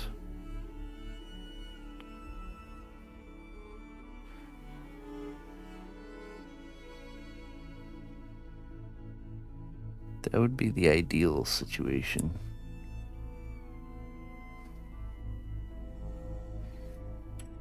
The music? Oh, okay. Just have to refresh Bojado. Just means there's some sort of connection not lining up or whatever.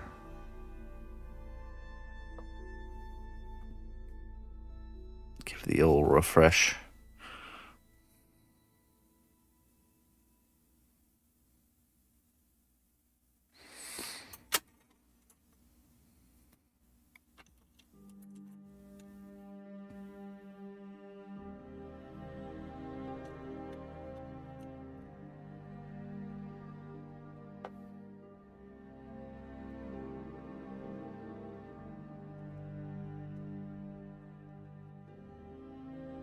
It's too big.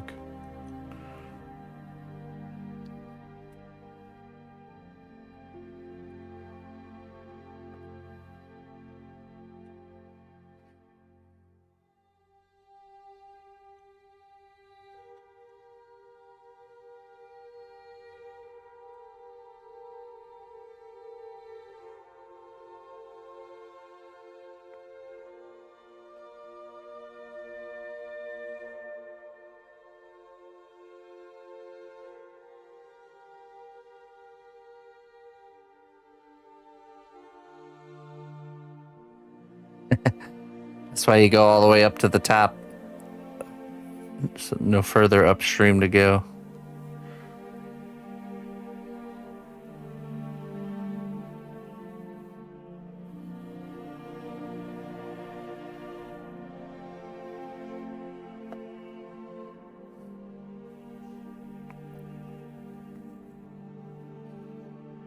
You must scale the mountain.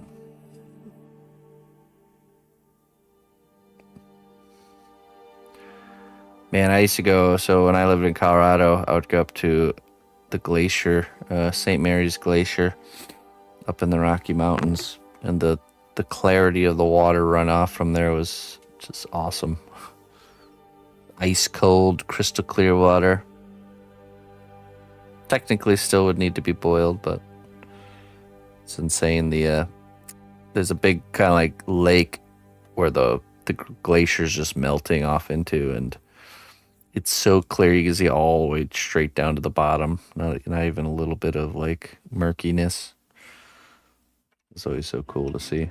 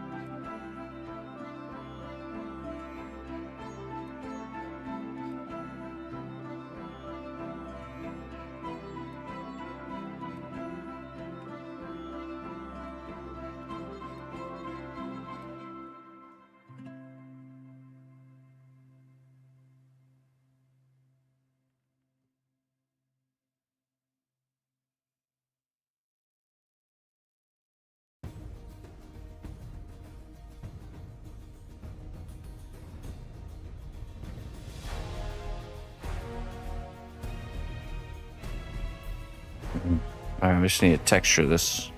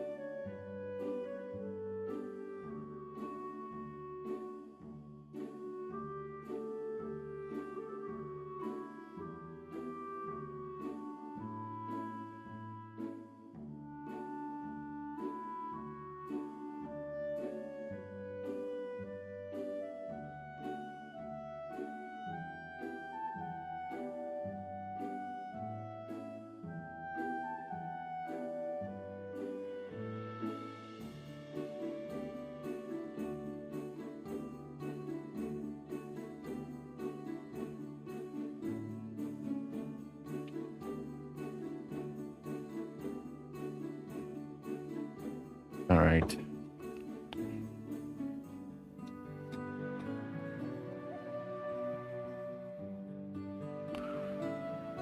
That can be cooked.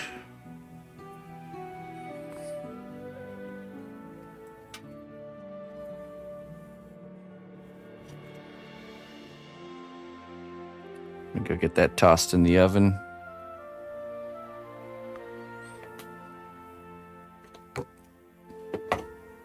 Just toss it in there. I'll be right back.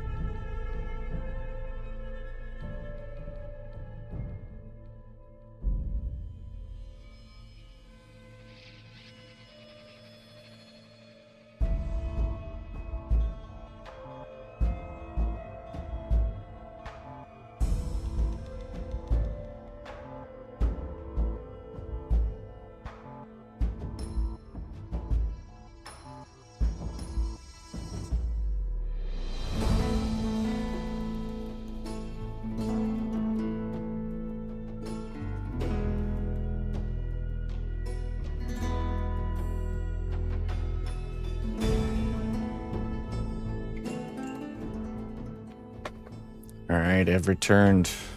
It looks like my chat on my chat's all broken. I just checked.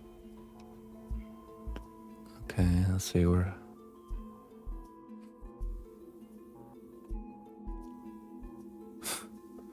I missed so much chat because of the. It's like it stopped working.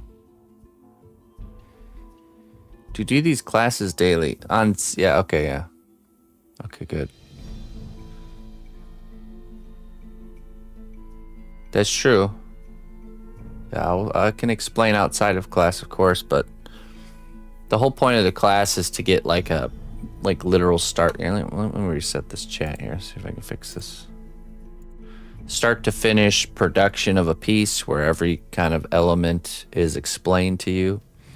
And the idea is you follow along however you want as best you can, and you will essentially learn the whole creation process of that particular character.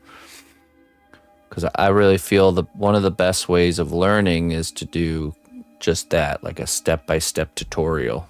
That's, of all the ways I've learned as an individual trying to learn something in the past, it's always, the best methods of learning for me has always been where there's like a step-by-step breakdown to accomplish something, and by me learning it and following along at the same time, really just sticks with you. Whatever methods and things you learn along the way just really sticks with you.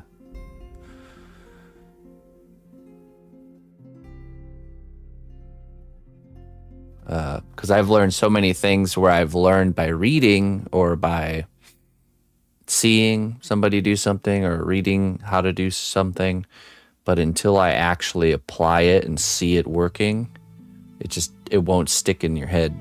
You know, it really kind of concretes that in there. And there's so many little, with a completion of a character, there's so many little lessons kind of baked in, like that by the end of one character, you're going to gain a ton of new methods, of new ways of doing things, new methods, while also practicing the overarching method, which is, you know, there is a kind of a pattern to the way that I create.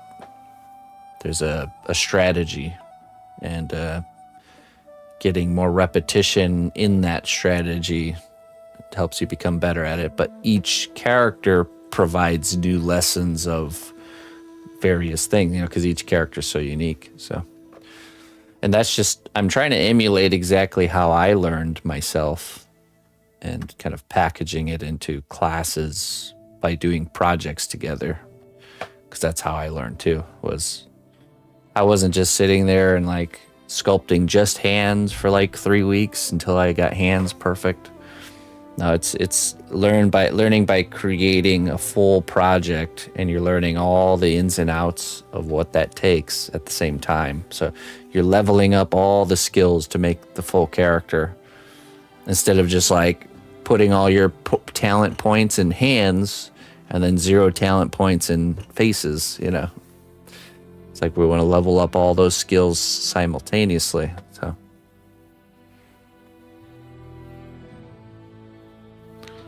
right.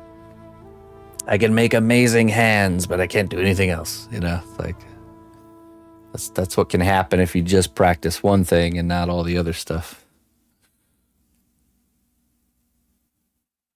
How much of a strategy is panicked flailing? Well, there is a certain level of like thinking on your feet that you definitely need to. Often, even myself, when I start something, I don't have to know. I know I don't have to know exactly how to do something when I start to do something. You know, part of the fun and the challenge of this kind of work is that you're starting it and you're figuring it out as you go. You know, so, and that just gives you such a really get more in tune with materials and tools and how they work and what they can do and what they can't do. And the more that understanding increases, the more you can come up with ideas on how to do something, and they actually work exactly how you think about it, you know. And that just comes with understanding how, like, where the limits of materials are, and which comes through experience. So that's why there's a lot of situations where I'll come up with a way to do things just from an idea, and when I play the idea out, it'll actually work. It's because it's grounded in this understanding of materials and what they're capable of. Every time you work with a new material, it's like opening a new chapter. You know, you gotta start learning the ins and outs of that material.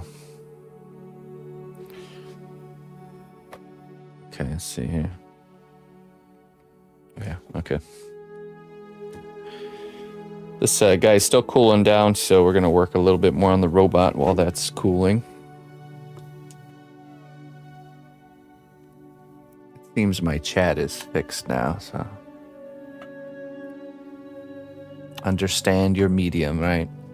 And realize the limits of it, you know, like to the bottom to the top limitations, you know.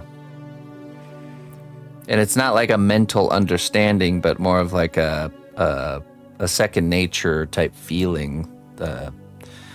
Like I can think of something to try and do, and I can know almost right away that would work or that wouldn't work for whatever reasons, you know.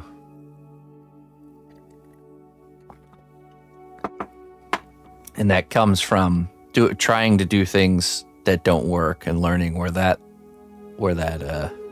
edge is, and doing things that have worked before.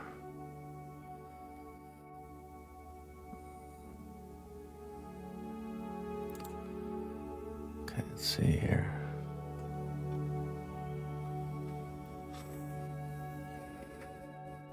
Okay, so this piece, we sculpted both sides, but we have to mold this side.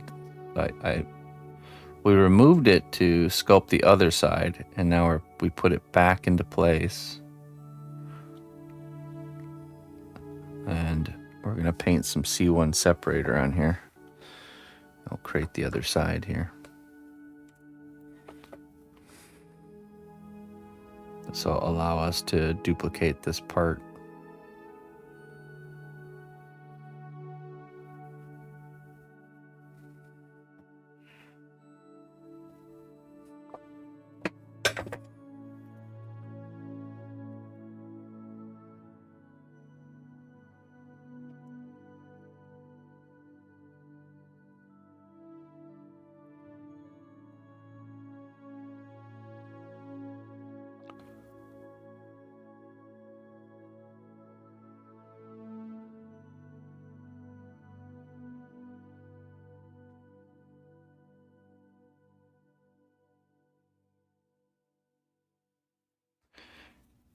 We're going to hit this with the heat gun to help it dry.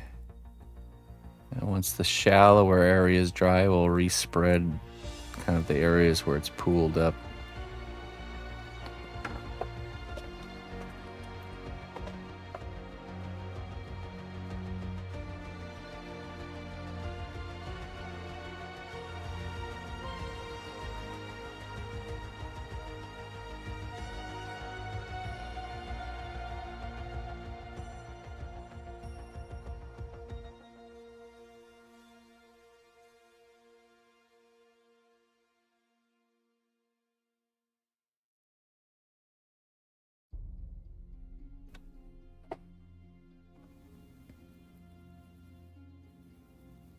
This kind of acts as a way to do a second coat without doing a true second coat. You're just...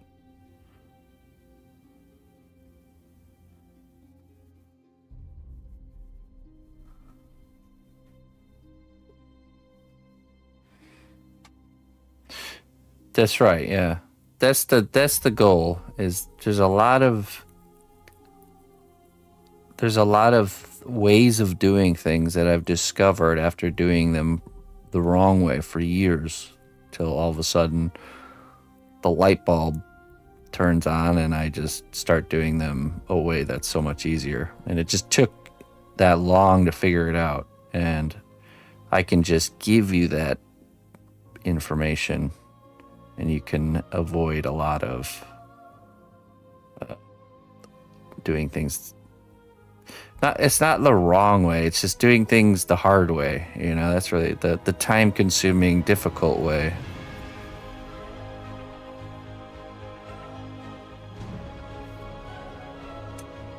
That's the real power with learning from someone else.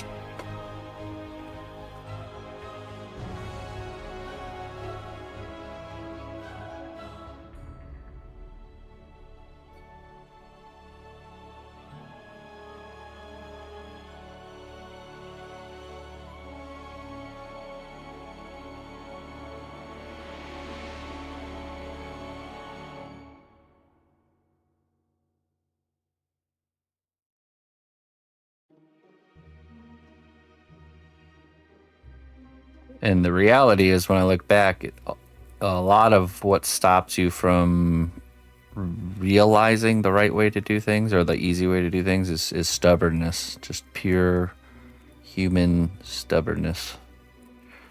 Like, I don't want to do it that way. Because I don't want to. Because I like doing it this way. I like the suffering and the pain. Anytime I've ever been able to remove my own stubbornness and really kind of see things from a very open way, it always leads to like tremendous progress.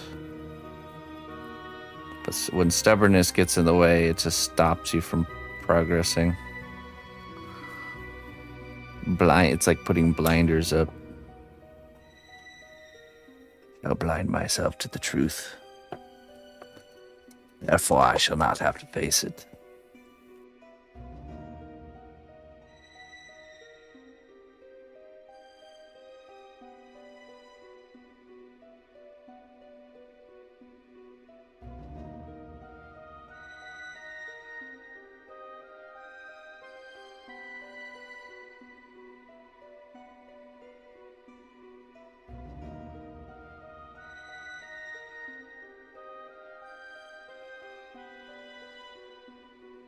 Okay.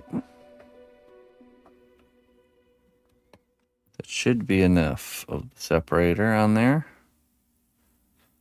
So now we're going to smush clay on this side to create the mold.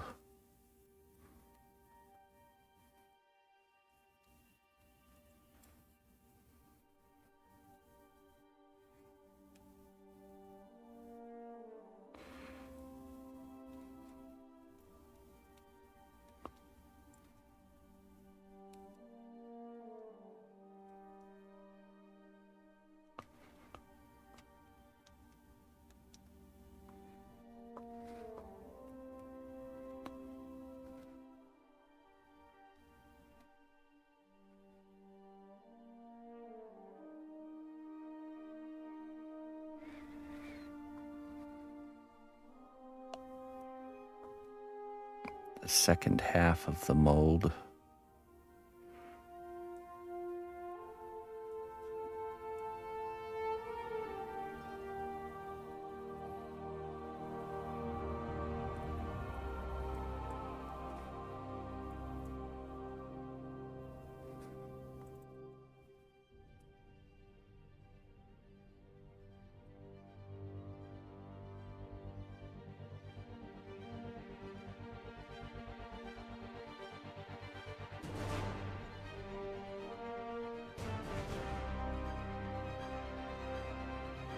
Hey, Mr. Marek. How do you do?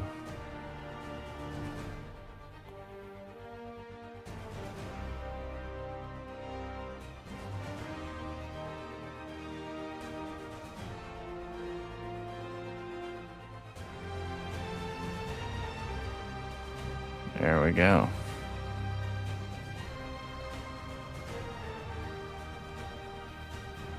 That can go in the oven.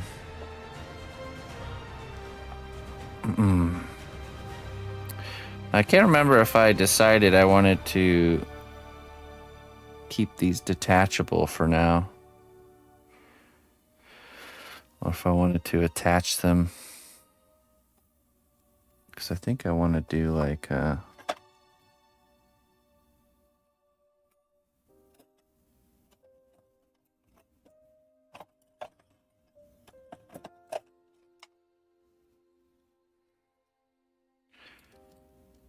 definitely like a hose coming up to here.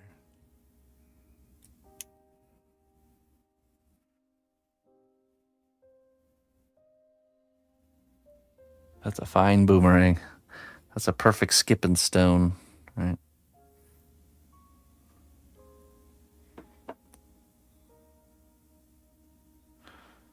I'm gonna do hoses. I'm just trying to think. Oh yeah, you're right. I was gonna do from here to here, and then from the bottom to there. Let's do like a big metal tube going here, and then we'll still do a hose as well. I think we can permanently attach these. I don't think there's really much benefit from them being able to come off. Yeah, let's just do that. So we're just gonna take this, paint some clay glue in here.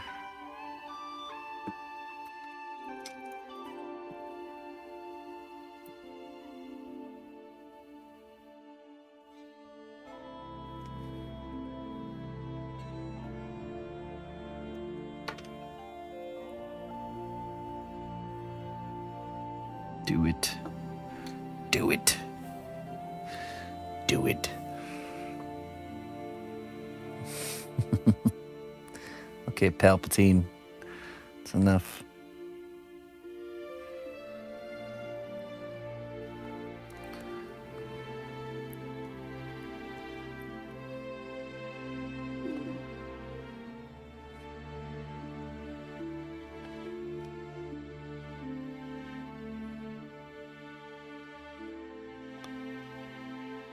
Let me smush it into position here.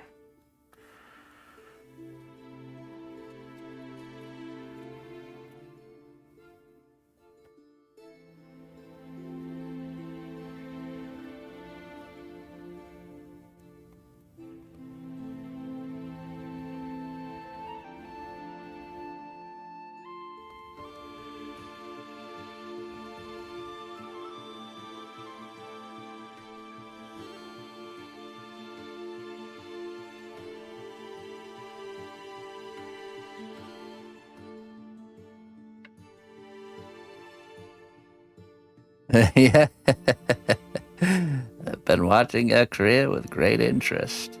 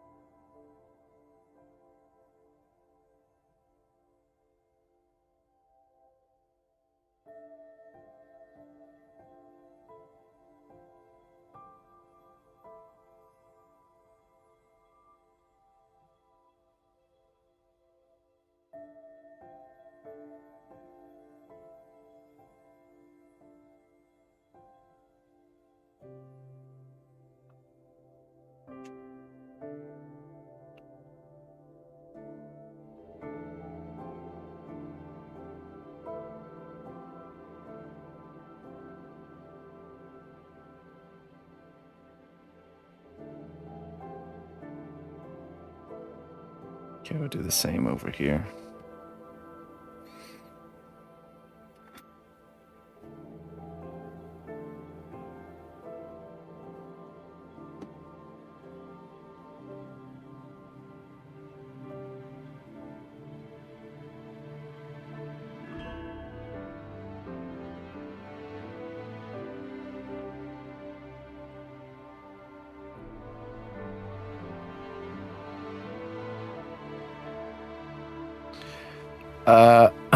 I usually do, but I think the last couple were kind of very sporadically mixed in with normal streams, so, and I didn't stay on top of it.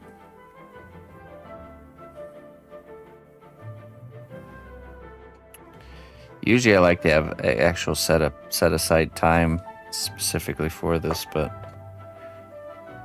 we have to take what we can get to get this project moving.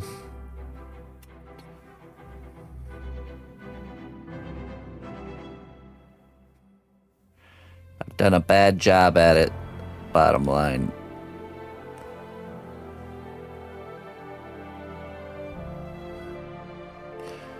The intention was there, but the execution was not.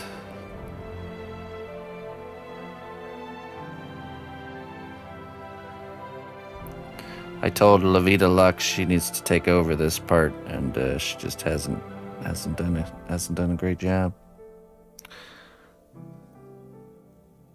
Unfortunately.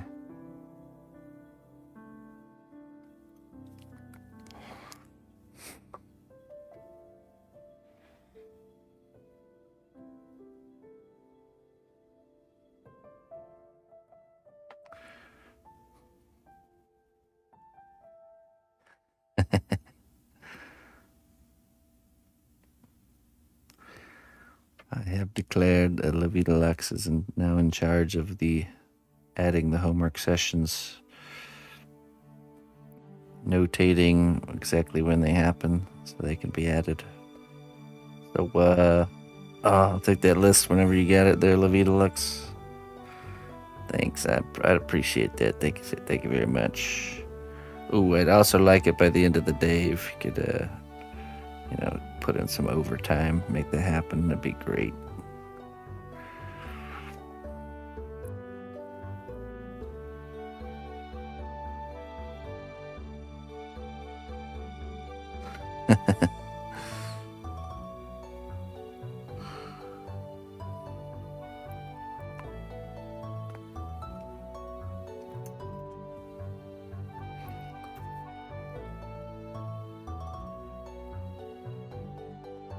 Okay, I think it'd be easier if we were to bake this and so they're nice and solid before we try to mess around with any of this tubing and stuff.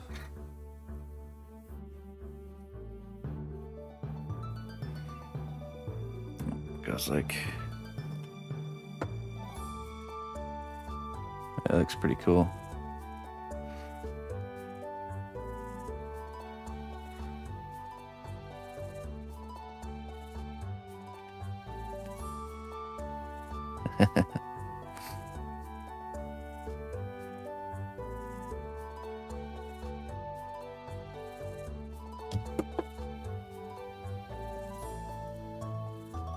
Gave up on side tubes.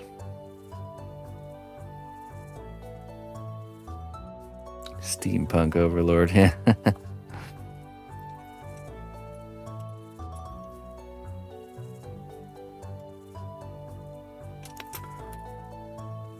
think I'll make this look like a rubber kind of gasket here.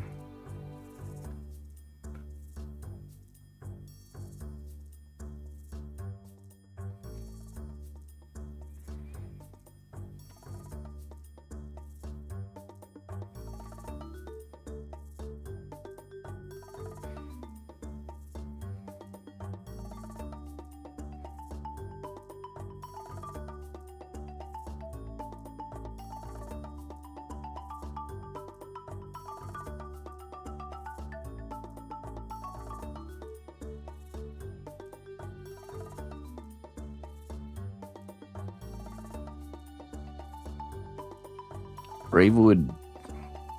Good morning.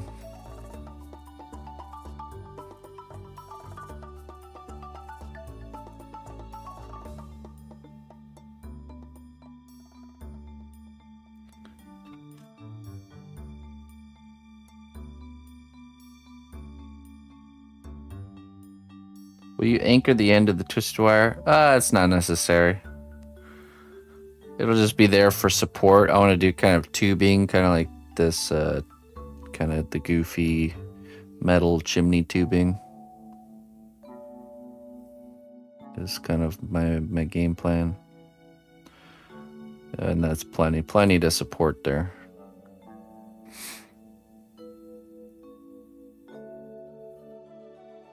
Once that's locked in, it won't be moving on us, so. Unnecessary over engineering. I do enjoy over engineering things sometimes, but not all times.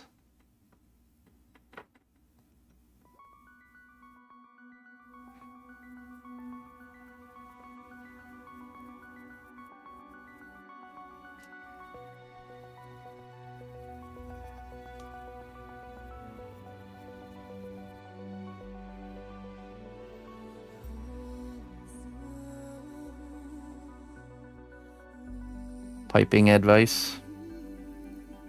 I'm always open for advice.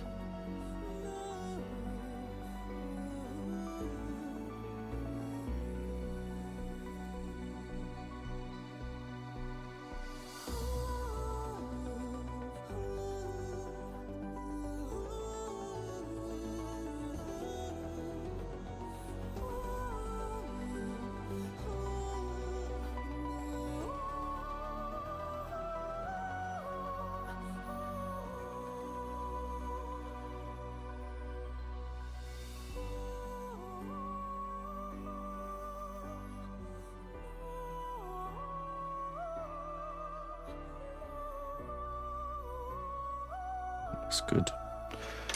Okay, so we'll throw that in the oven and this, and then we will start next part of the boot on the Overlord. I'll be right back.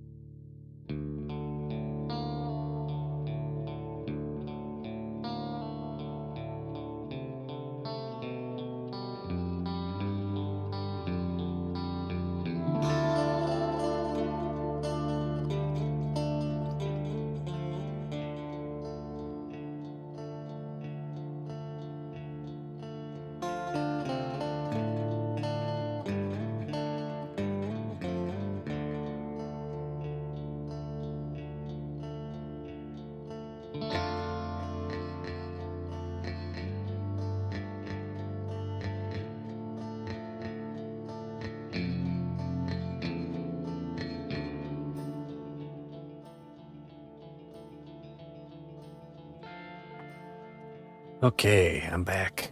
Let's see here.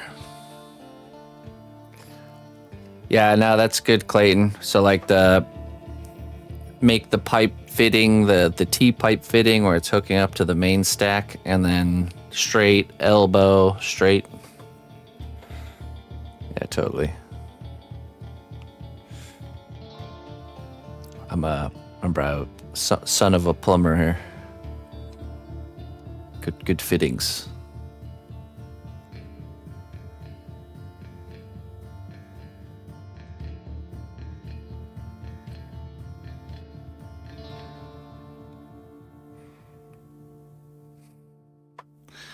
You need a second opinion. The new meta specs are coming in the 30th, and I'm intrigued, but it's 675 denarius. Need a second opinion. I don't even know. I'm not involved with that world at all. So someone in chat, I'm sure, might be able to help you, but I'm not. I've not really been involved with that stuff at all, so I couldn't tell you. No need to be an early adopter. I agree with that. That oftentimes with technology, it's best to wait because either the price goes down or the functionality goes up. But usually when you're the first one in, you're paying a high price for like a buggy type of setup.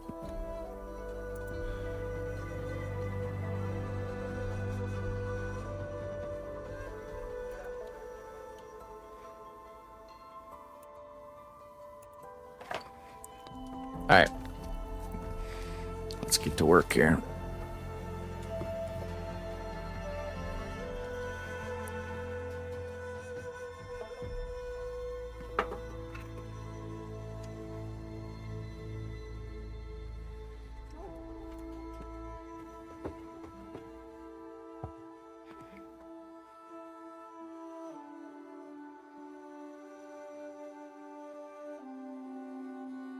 Okay. Let's now we're just gonna do this whole shin area next.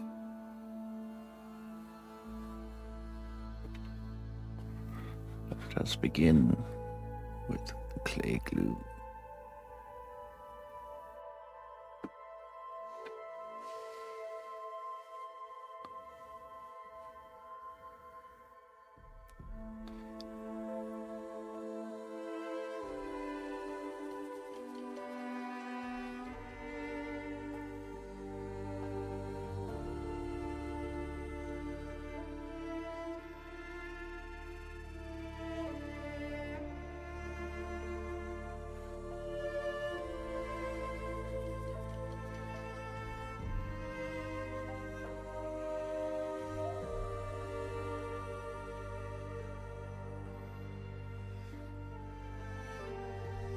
All right, Looney Lorna. Have a wonderful day. We'll catch you later.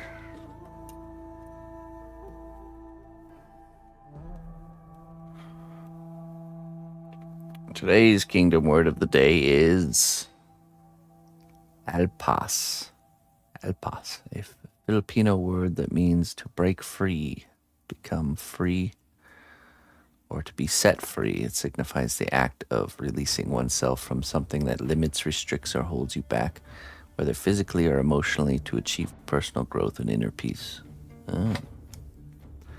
Alpas. Alpas.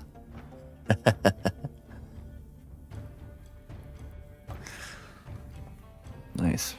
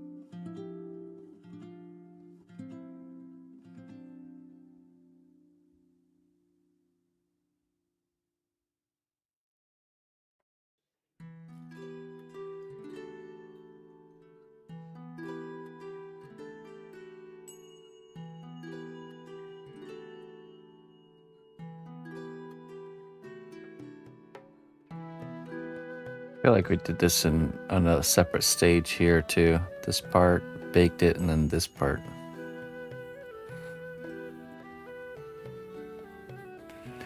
I think so.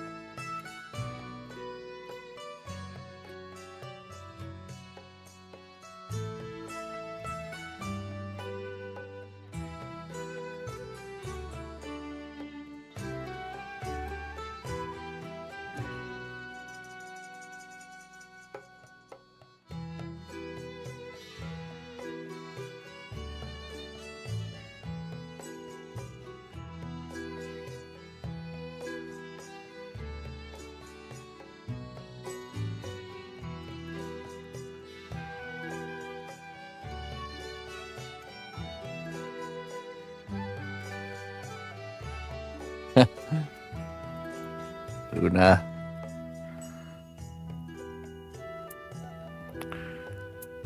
Luna, you follow directions very good. Very good, I have to say.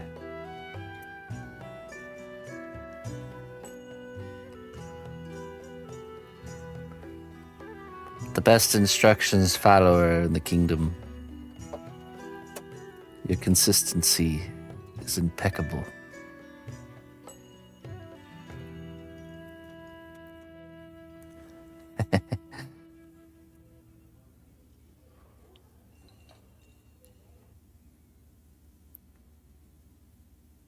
Almost as good as Jones or Sereb.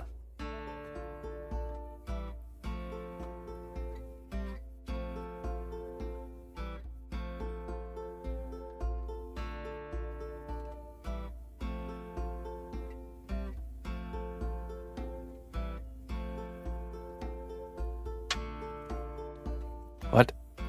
Oh, nothing. Nothing. Move along, citizen. Just rambling wizard coming through here. Nothing to worry about.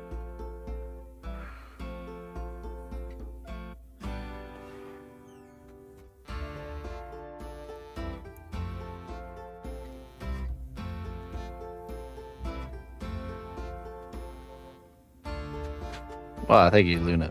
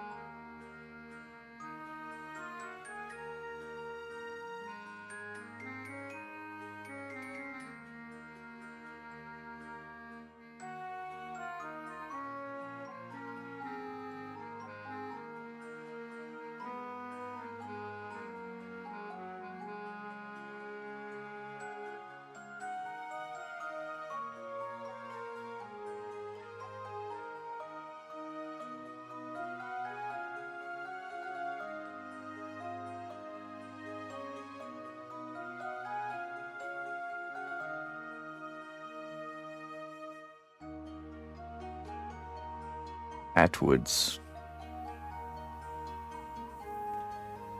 Kind of like a farm and fleet. Blaine's Farming and Fleeting. All your farm and fleet needs.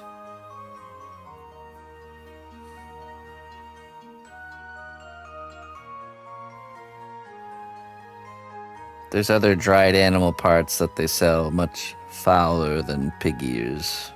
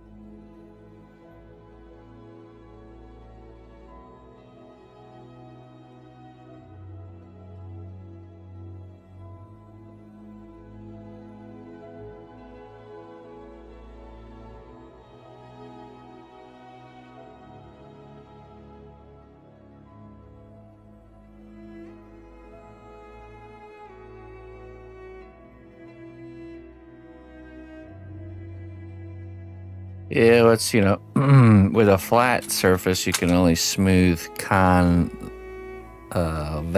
surfaces or flat surfaces.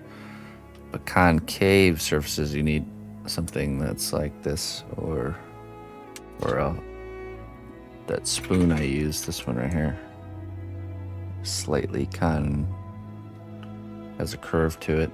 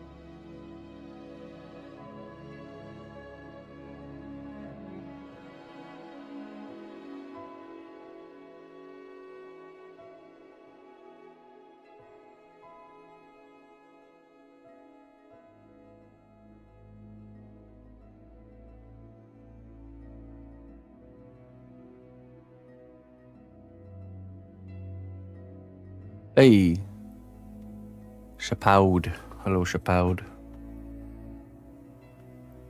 Thank you for the raid. How you doing?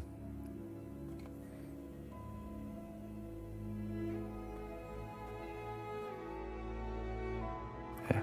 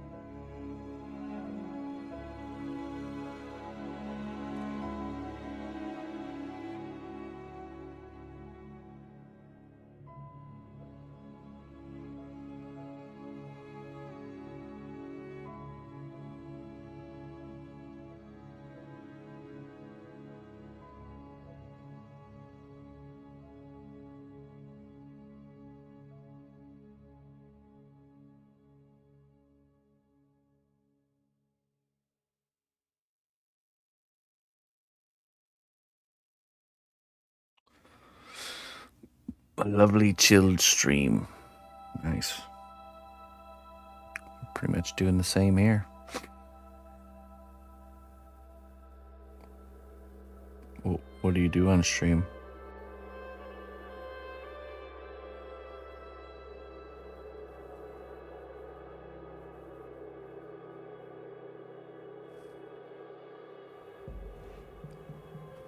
You do art? Okay.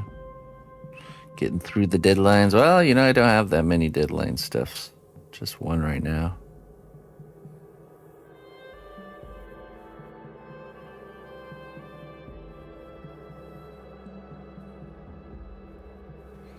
And we're doing pretty good.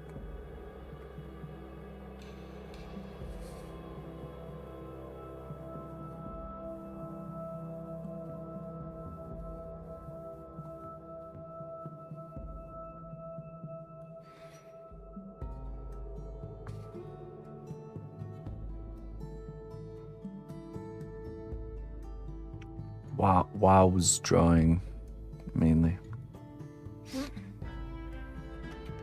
Not familiar with this term.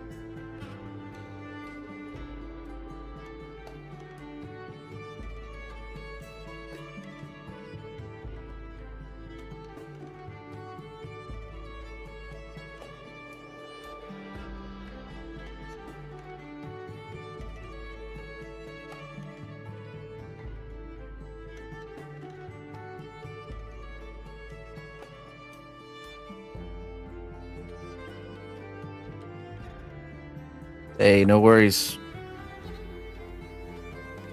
Hey, thanks again. I appreciate it.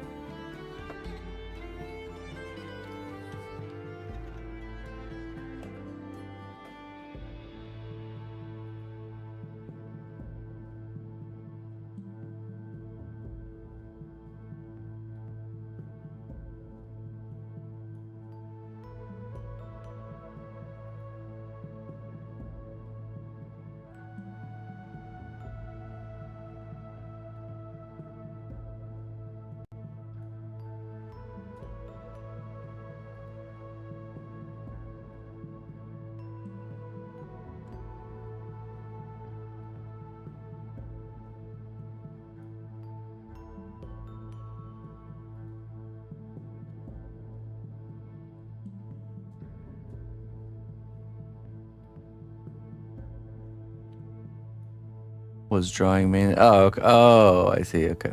I was like, wow, wows. What? Thought it was like a subject matter.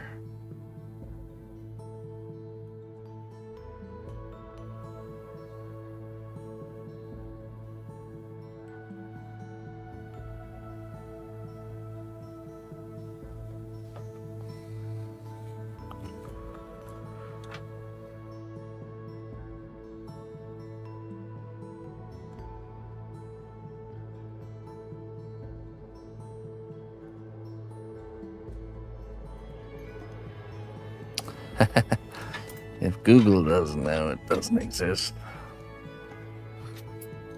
All right, let's see here. I'm gonna measure the size of this.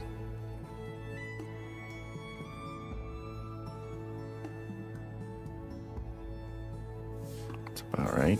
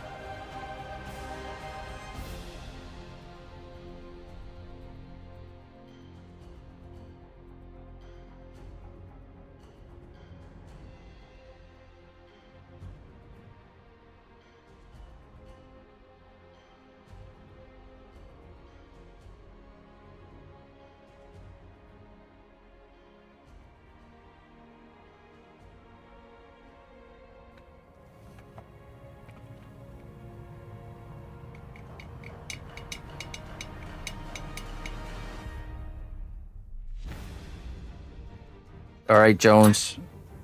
Appreciate it, my friend. Catch you later. We're actually gonna switch to our on our evening piece, or maybe robot probably needs a little bit longer.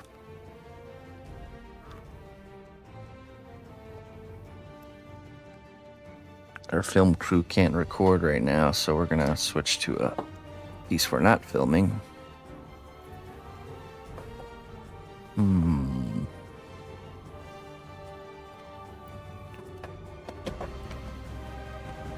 me update the title before Clayton notices.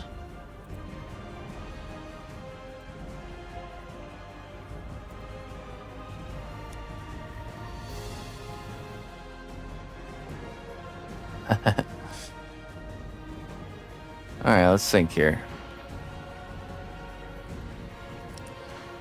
So there's more to do on the vest. There's also more to do on. We could also get into the helmet and the kind of the still maintain the middle of the torso here. Might do that because it's easier. Let's kick the can of the sculpting the weapons down the road as far as we can.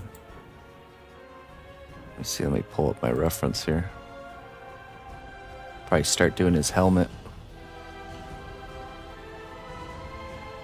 Ansbedek, I do remember you. How you doing?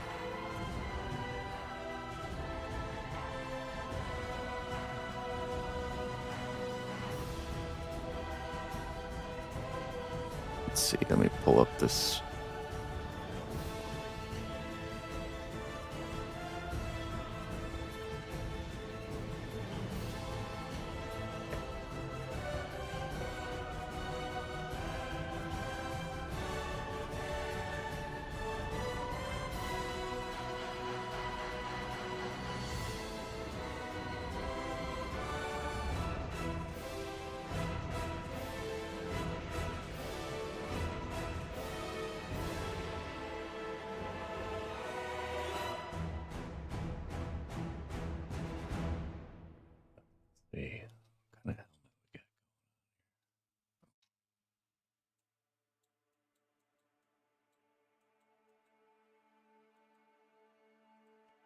The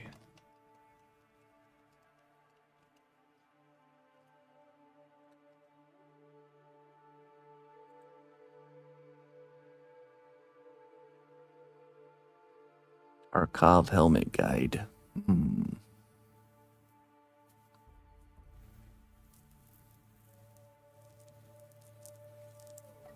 Ansbedek. All right. Hey, thanks for popping in.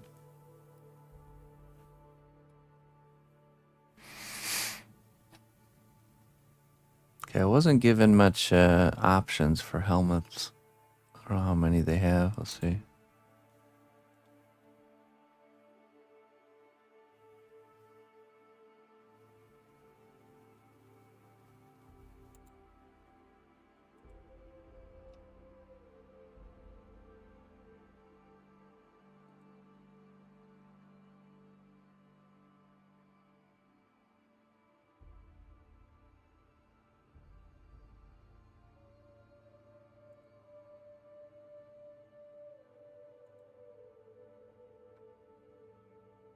See.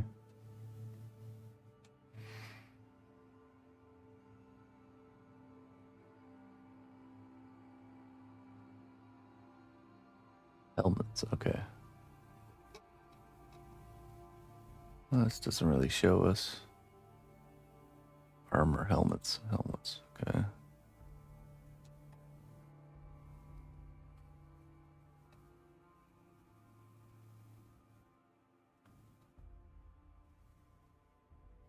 Here we go. Now, is there a helmet that's bear exclusive? Or they seem to be...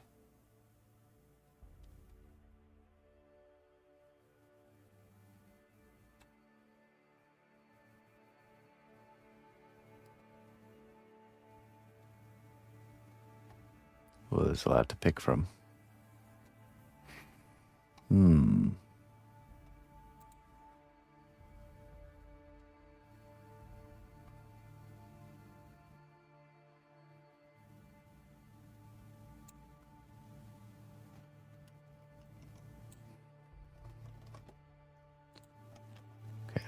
name.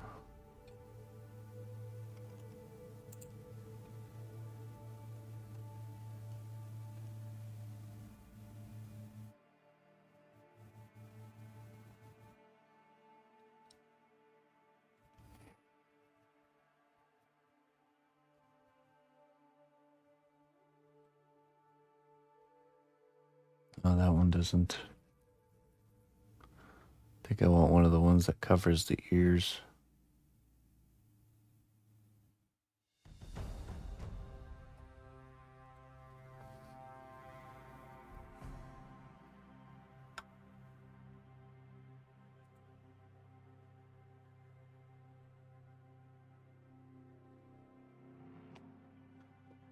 Oh boy, this will be a challenge. Okay. Well, we'll see.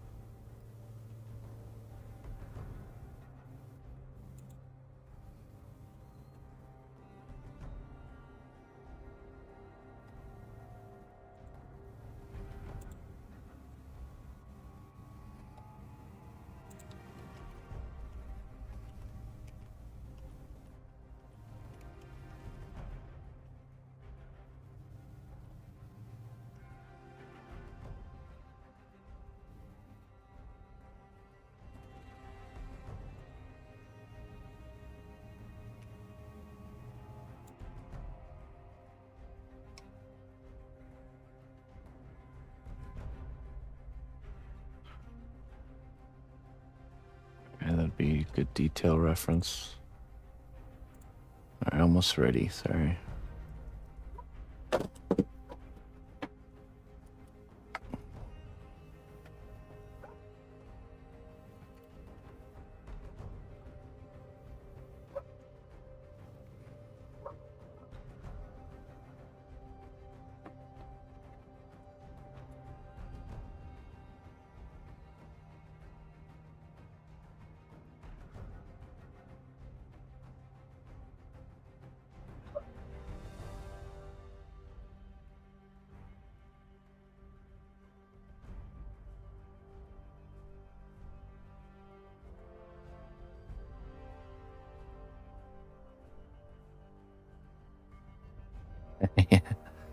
It's a love-hate relationship.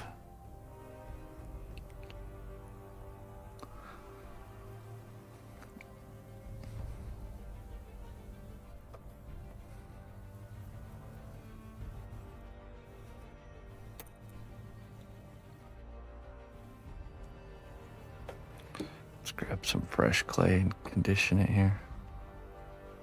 This might be medium firm. I'm gonna grab some extra firm. Let's see here.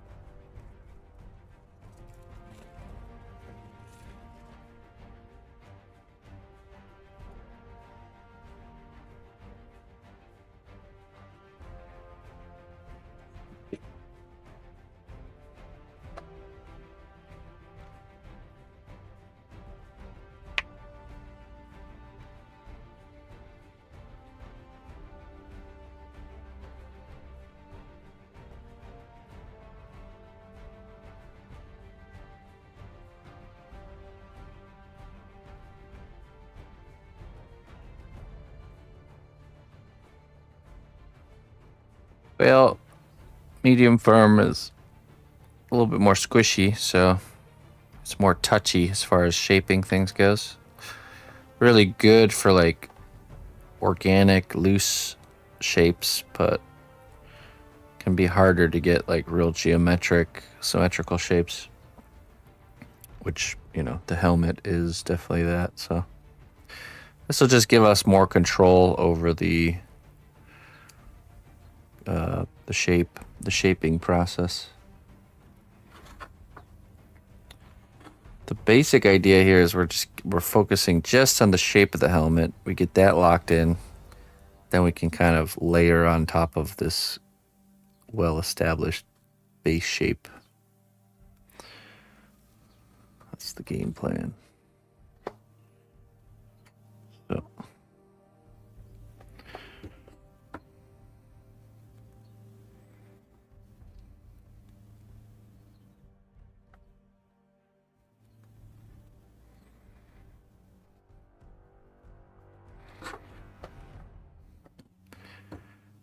just smush that on there.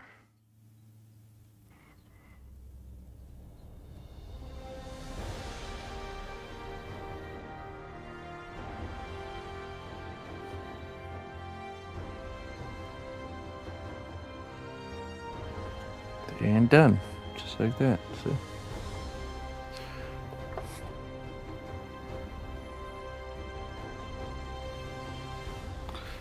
foundation.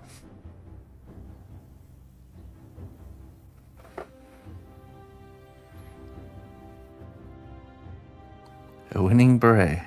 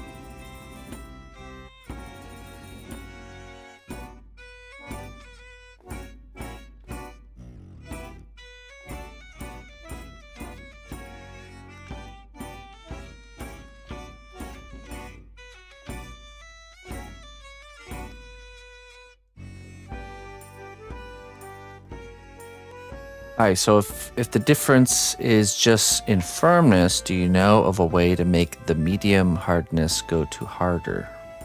Can I add some sort of powder? Or it's just too much work? Yes, you can. So it is a little bit of work, but you take the softer clay and you can flatten it out and put it between two pieces of printer paper.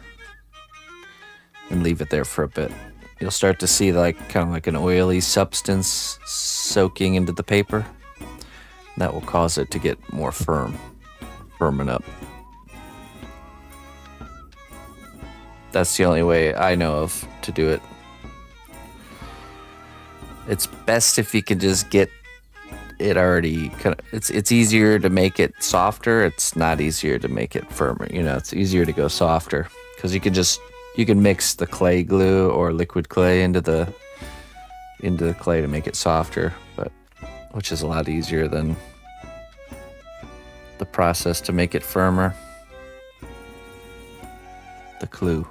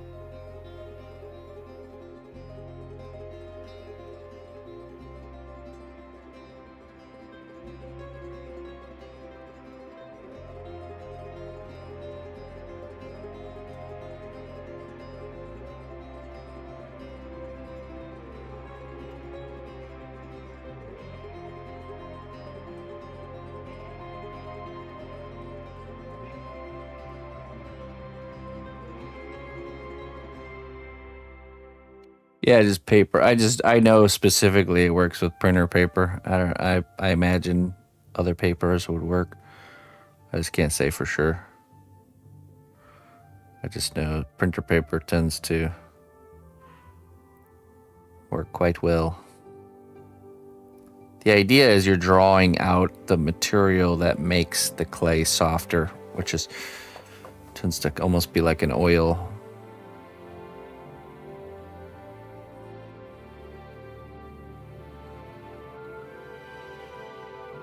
And, like kind of absorbing it into the paper, making the clay firmer.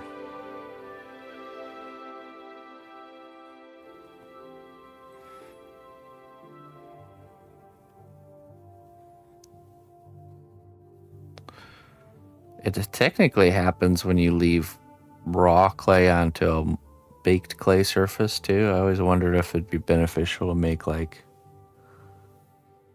a flat piece of baked clay just to leave some clay on to firmen it up. I don't know.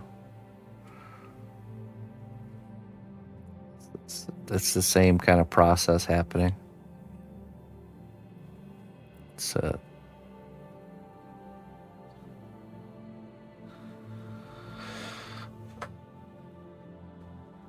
Its name is printer paper. It's paper that, like the ream of paper you buy, this typical basic white paper for a printer. When I say printer paper, just standard Xerox ream of white paper. Actually, I mean, there's a very specific paper you need that's available only on my website. Only $50 a sheet. Pretty good. Good deal.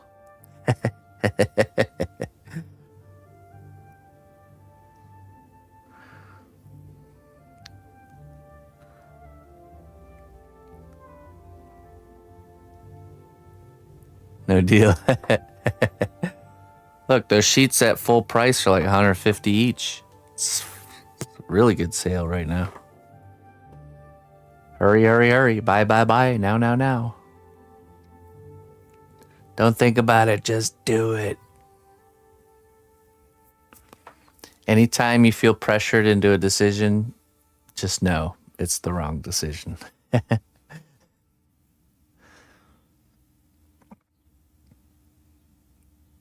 Classic car salesman tactic.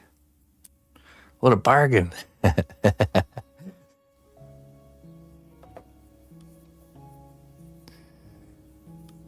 Just found it on Amazon. It should be bond paper. Yeah.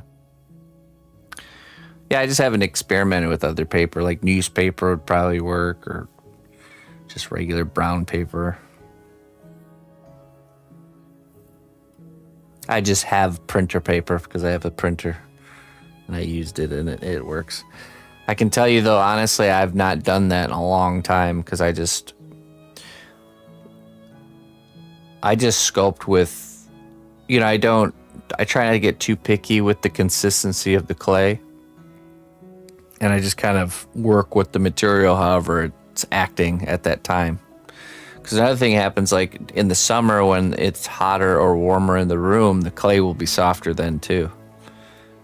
If it's colder in the room, it'll be firmer. So I just kind of adjust to whatever the material's doing,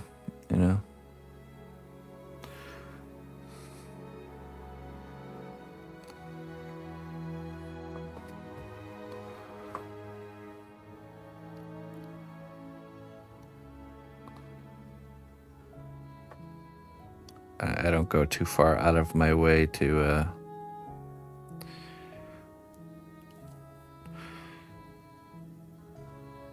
adjust my clay's firmness.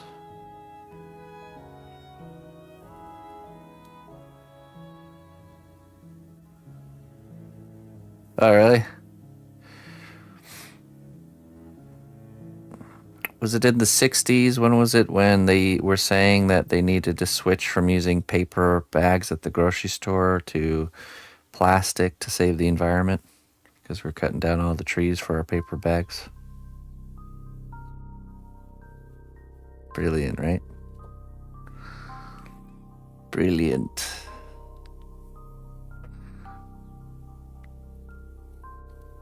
Is that what your company does? Trees into paper?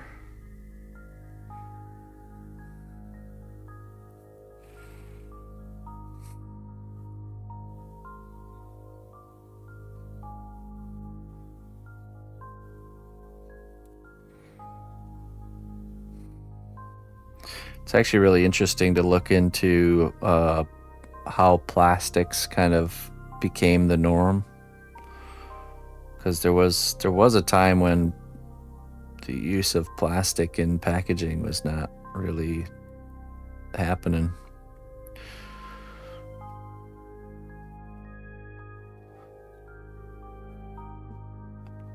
The world of plastic swooped in.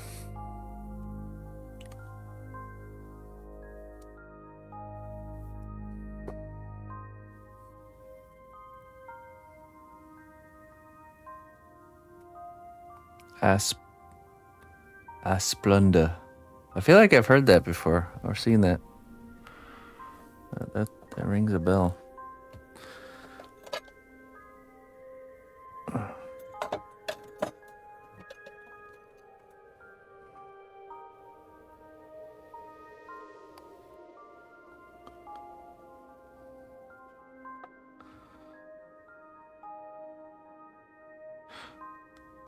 The idea was great. You use one plastic bag whole year instead of 360 paper ones. Sadly, no one cared.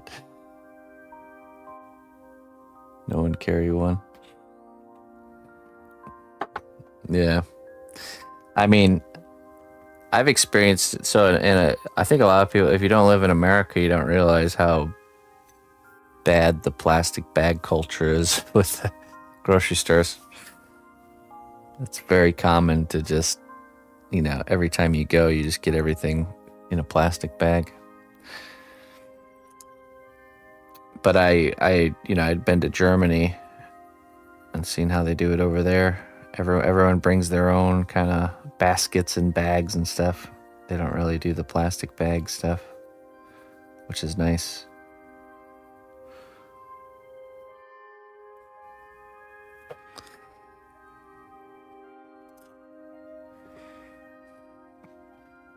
It's those interesting things that you don't realize. We all live in different environments. Don't really see what's going on elsewhere with small stuff like that, but that was quite a shocking realization for me.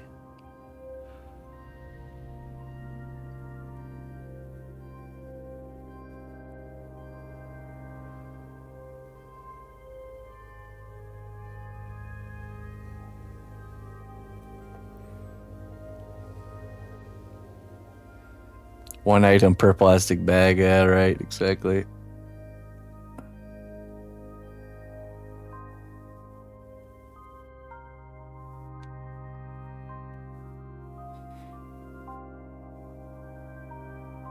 Okay. Yeah, I think I have heard of it.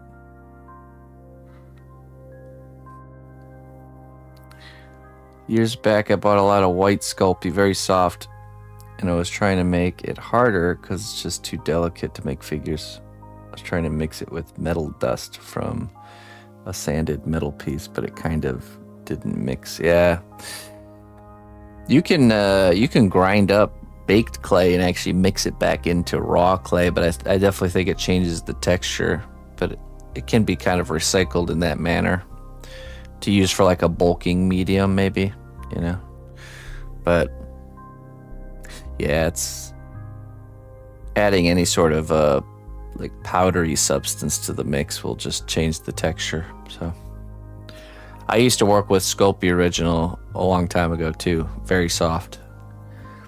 And it was by working with this really soft clay, it really helps you hone in your your touch, you know, because I had bought Sculpting Original way back then because you could buy it in bulk for really cheap.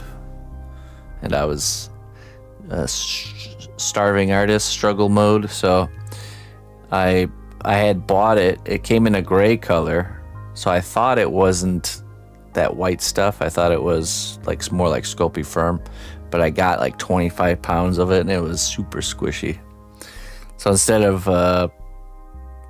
trying to like return it or try something else, I just kind of muscled through it, and it ultimately made me like using softer clays a little bit more. So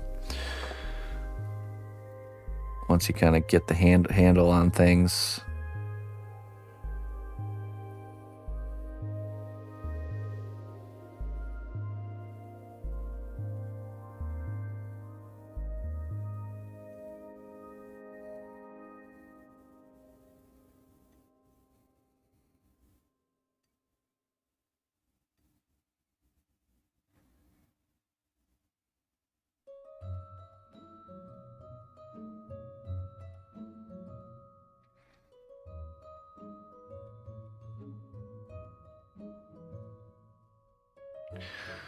Think about doing those ear bump outs in a separate layer as well. Just focus on the basic shape of the helmet.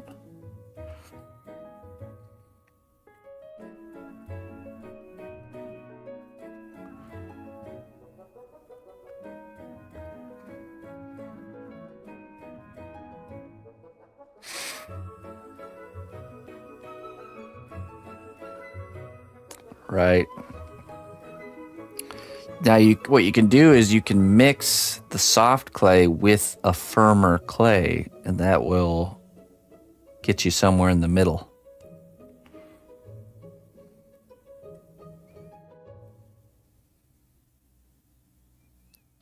As far as I've tested, it seems most polymer clays will, even though the different brands will mix. So you can get like, you know, there's all kinds of different clays out there. Some of them are really firm.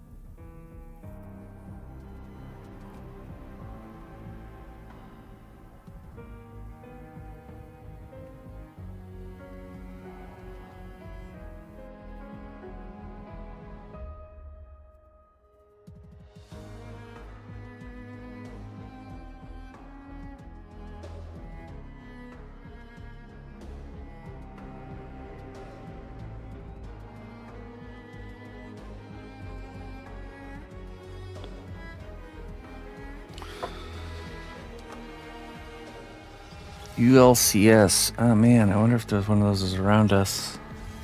I feel like there is. I think there might be one of them locations near us. Like driving around in these trucks with ULCS on the side. ULC. I think it might be that one. Almost like classic corporate electrical company truck looking things. You'll see us. You'll see us. Yeah,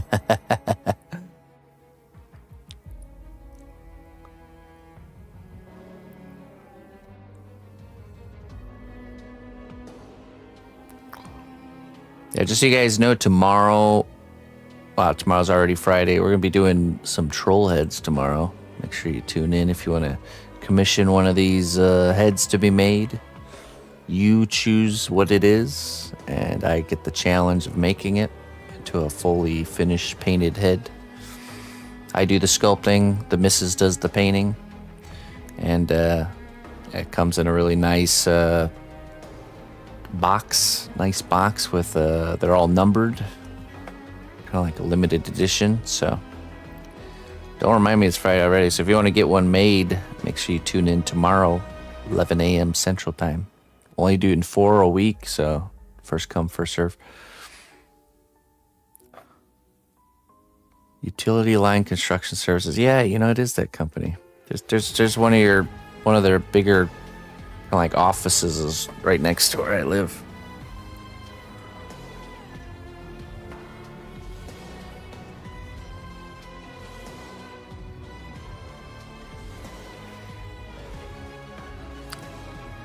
Okay, let's see. I need to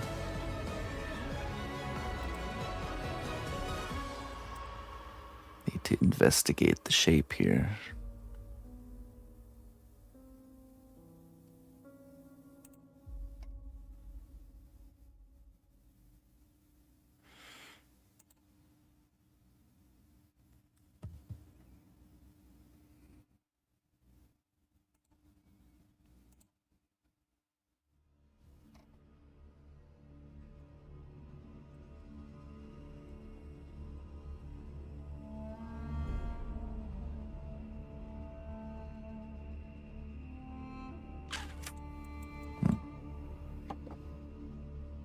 Don't remind me it's Friday already. I know, right?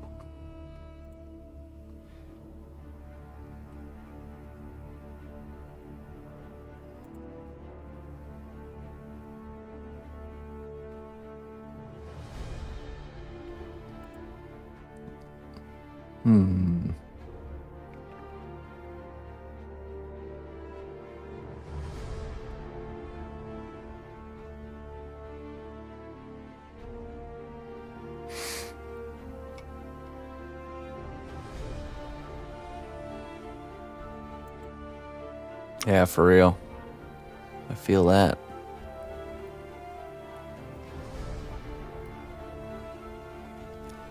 The system's rigged against us, Noodle.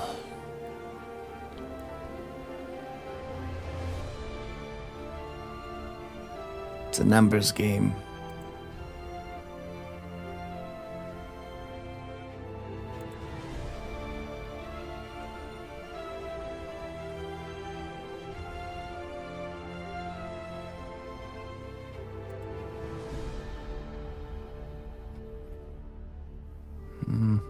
Okay. Can kind of see the shape a little bit better there.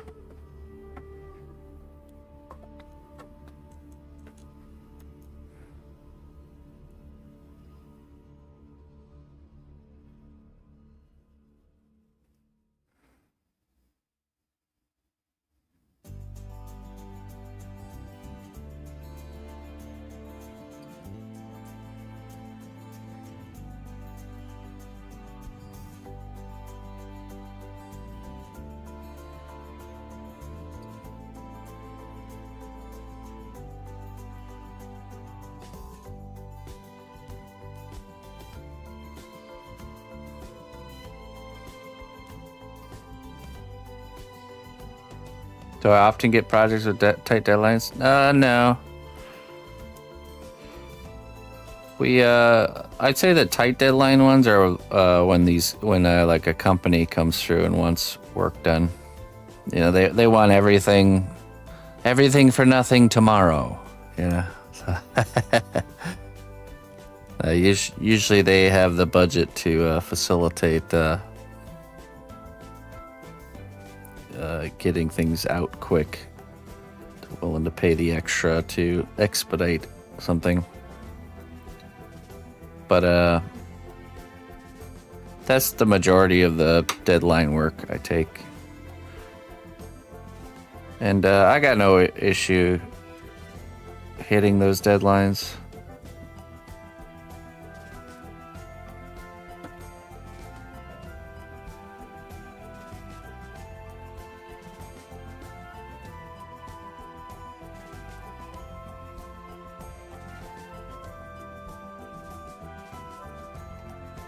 I'd say I have a good enough sense of how long things take that I can really scale. Usually, I just scale the project to fit the deadline, you know what I mean?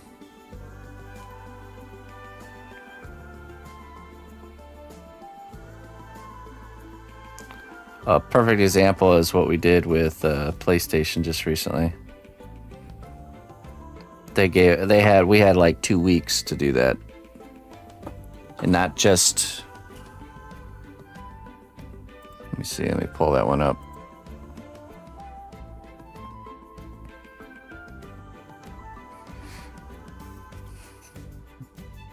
Let's see.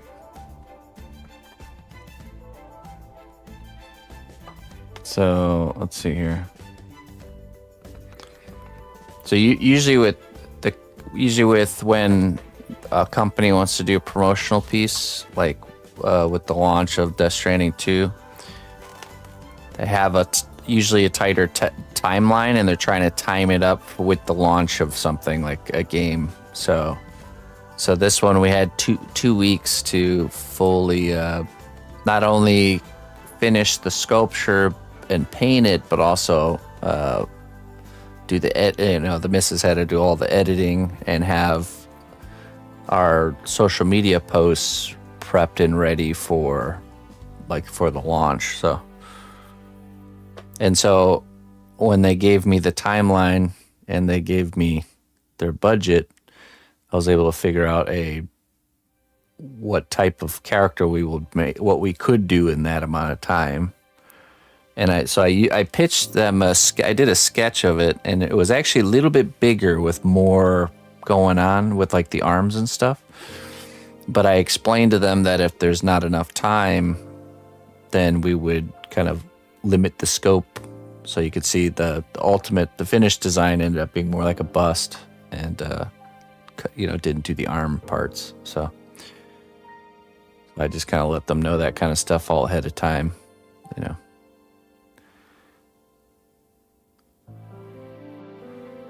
Whatever we use for our camera and lighting is pretty. She's got such a good eye for that, for sure. If a professional would come in and see the studio lights here in the workshop, they'd be like pretty shocked. Let's just say it's not your conventional setup. Just wires and whatever works, right? Make the best of what you got, no matter how much or how little. But yeah, that was pretty successful, and it ended up being that we even got a little bit of an extension on this one. So we were totally set up for hitting that deadline exactly when they gave it to us, but then they needed to push things back a little bit with when the post is needed, and yeah, it was good. I'm trying to think which other one. Some of them, they won't necessarily have a deadline. I want to say, yeah, these three didn't. So this was Focus Entertainment, and these two are for Logitech. They didn't have a timeline. They just wanted it to be started at, or at least be at a presentable stage for the launch, And Logitech actually says they're going to be auctioning one of those pieces off and giving the proceeds to charity. Which is cool. So I haven't heard anything back on when or where that's going to happen, but I'm trying to think a lot of the time, this was another one we did for a game launch. I want to say this one didn't have, this one did have a deadline for the launch of their game. Oh.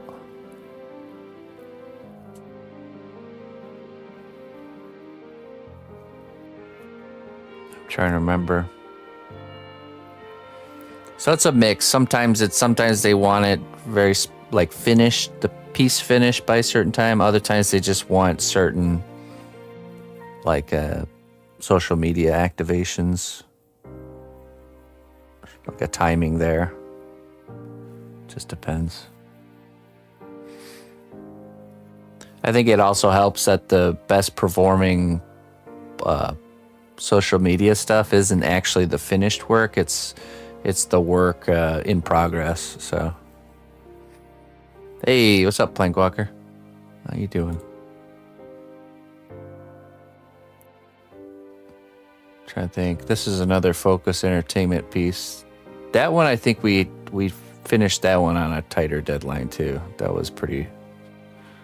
That was a pretty tough one. I don't think Riot gave me a deadline for this one. This is the first piece we did for Focus Entertainment. I don't have deadlines. Yeah, well, and the reality is a deadline piece comes with an extra cost. It has to. So, because I have to set other work aside and focus on that, it just has to be justified that way. So, got to get paid that overtime, And so usually, we did three. I ended up doing 3 projects so far with Focus Entertainment. First one was the Atlas piece, then Banishers, then Space Marine 2.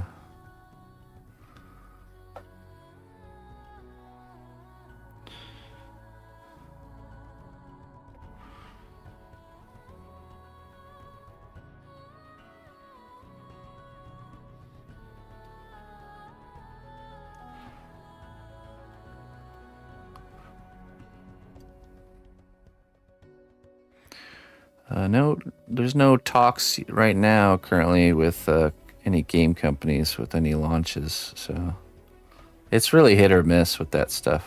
It's like sometimes they all come at the same time. Other times it's like, 3 to 6 months without a peep. So.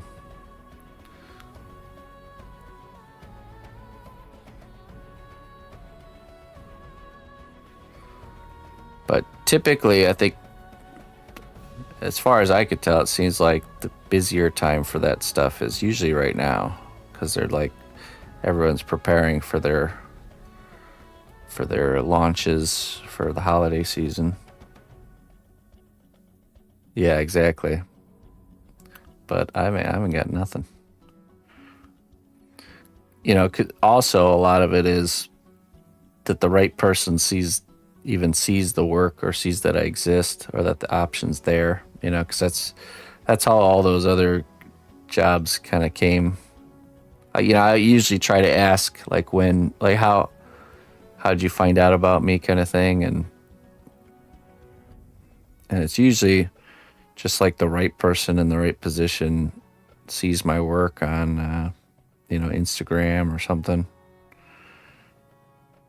And then they pitch the idea to their higher ups, and then they go from there.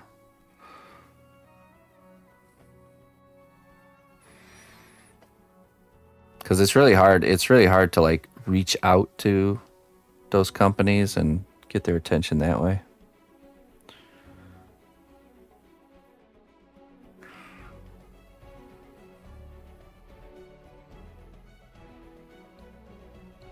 It's like it's like they have to find you. Or my flock of cnotbusch kingdom crows needs to whispering suggestions in the ears of their friends and family.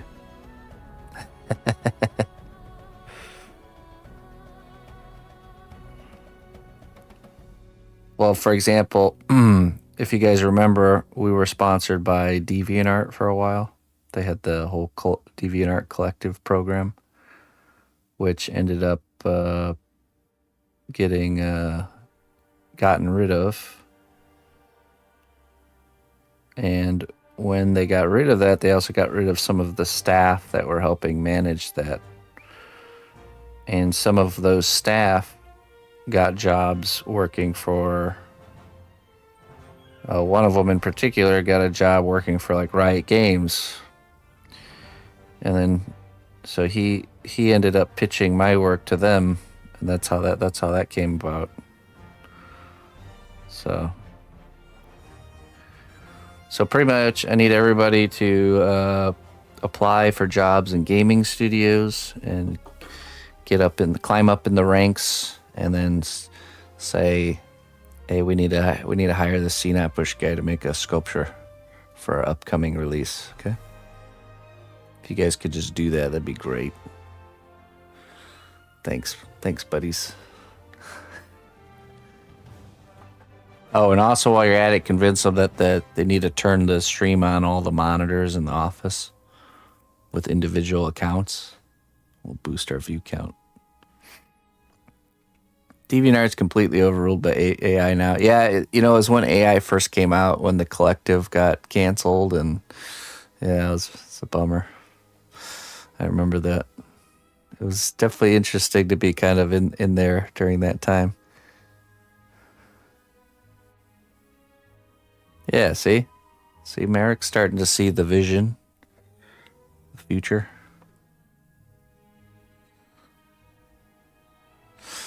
Yeah, they decide. So, what? I think ArtStation decided to push away from that, and DeviantArt decided to embrace it, and definitely interesting to see how that's played out. It was really cool while it lasted, the whole DeviantArt collective program. It was just them essentially having like a team of content creating artists that they sponsored, and it was pretty nice. But then the robots took our jobs. They ran us out of town. Been scurrying along and picking through trash cans ever since.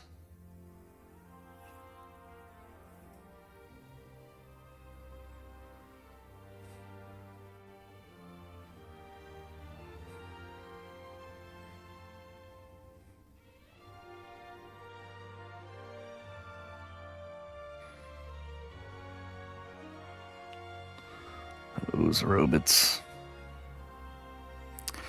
Well, the funny thing is, out of all of them, I was the only traditional. I think I was the only traditional artist. Most of them were digital, two-dimensional artists.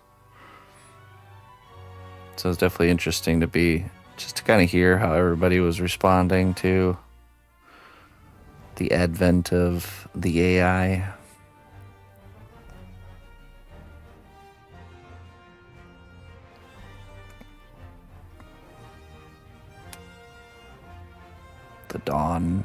The dawn of a new age.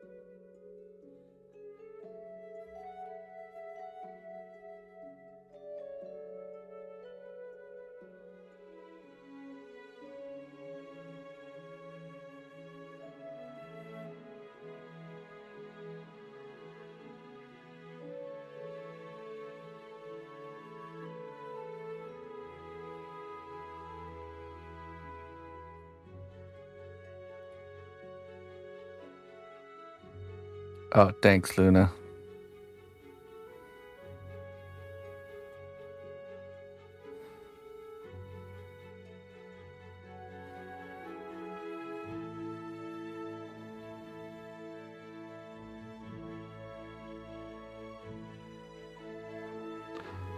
Casco. So the store Casco just means helmet. Well Spanish. done, brave hero. Your labor has borne fruit. Enjoy these goods as a reward for your dedication. Savage Dad, tier 3 sub. Thank you so much for doing that, man. I really appreciate it. 13 months. Thank you for your above and beyond support. You get Tree of Life, Moon dust or unicorn tears? Choose wisely.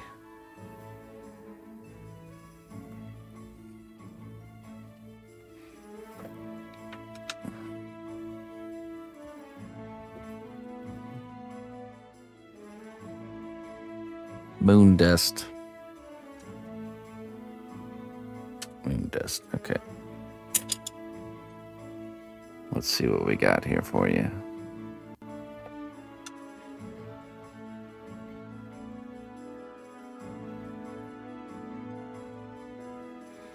Success is not about what you accomplish in life. It's about who you become in the process. Ooh, that's a great one. Mm-hmm.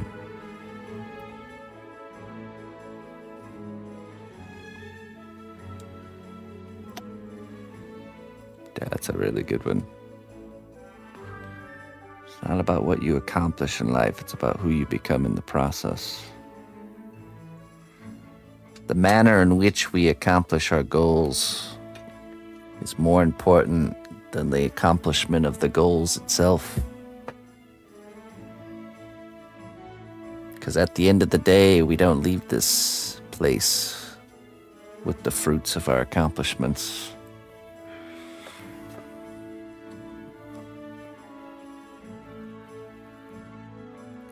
But we do leave this place with the character that we've built along the way.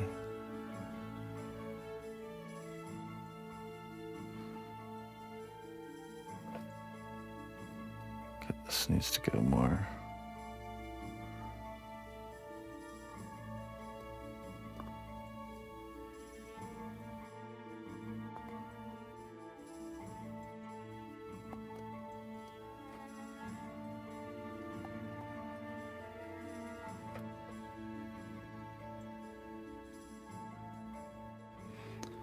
So the fruit basket is worthless, technically.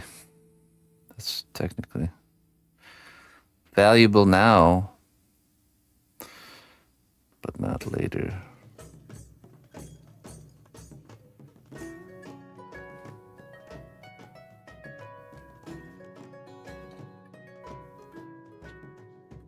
Valuable while it's in season.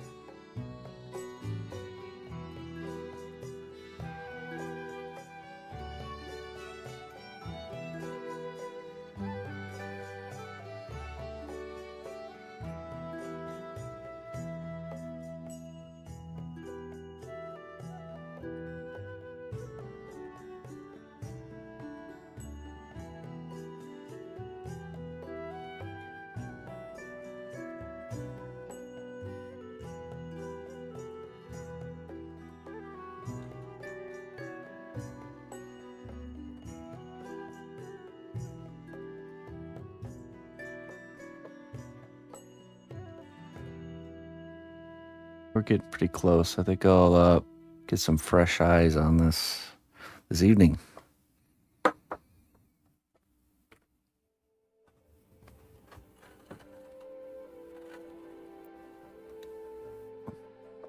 Cool.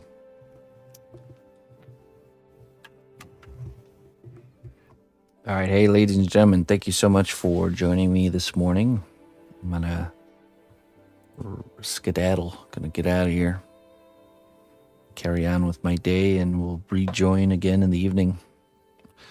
About 5 hours from now, we'll continue working on this piece. Maybe if we get the helmet to a baking point, we'll work a little bit on the robot. So, but yeah. An evening stream? What madness is? Yeah, I know. We're getting things back. Okay, we're getting the pieces all put back together here. Yes, I'll be back. And, yeah, let's find someone to raid.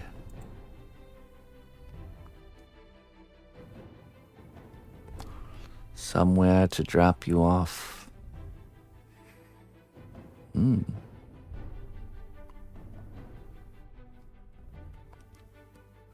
know, Be at Easel is starting her stream. Maybe we should go raid her. Let's do it. Let's go create the situation where she feels like she has to like hurry up and start earlier than she wanted to because I'm raiding at the starting screen. Love that. Gotta love that. Oh man. I gotta start early now. Totally throw off the groove here. Ready?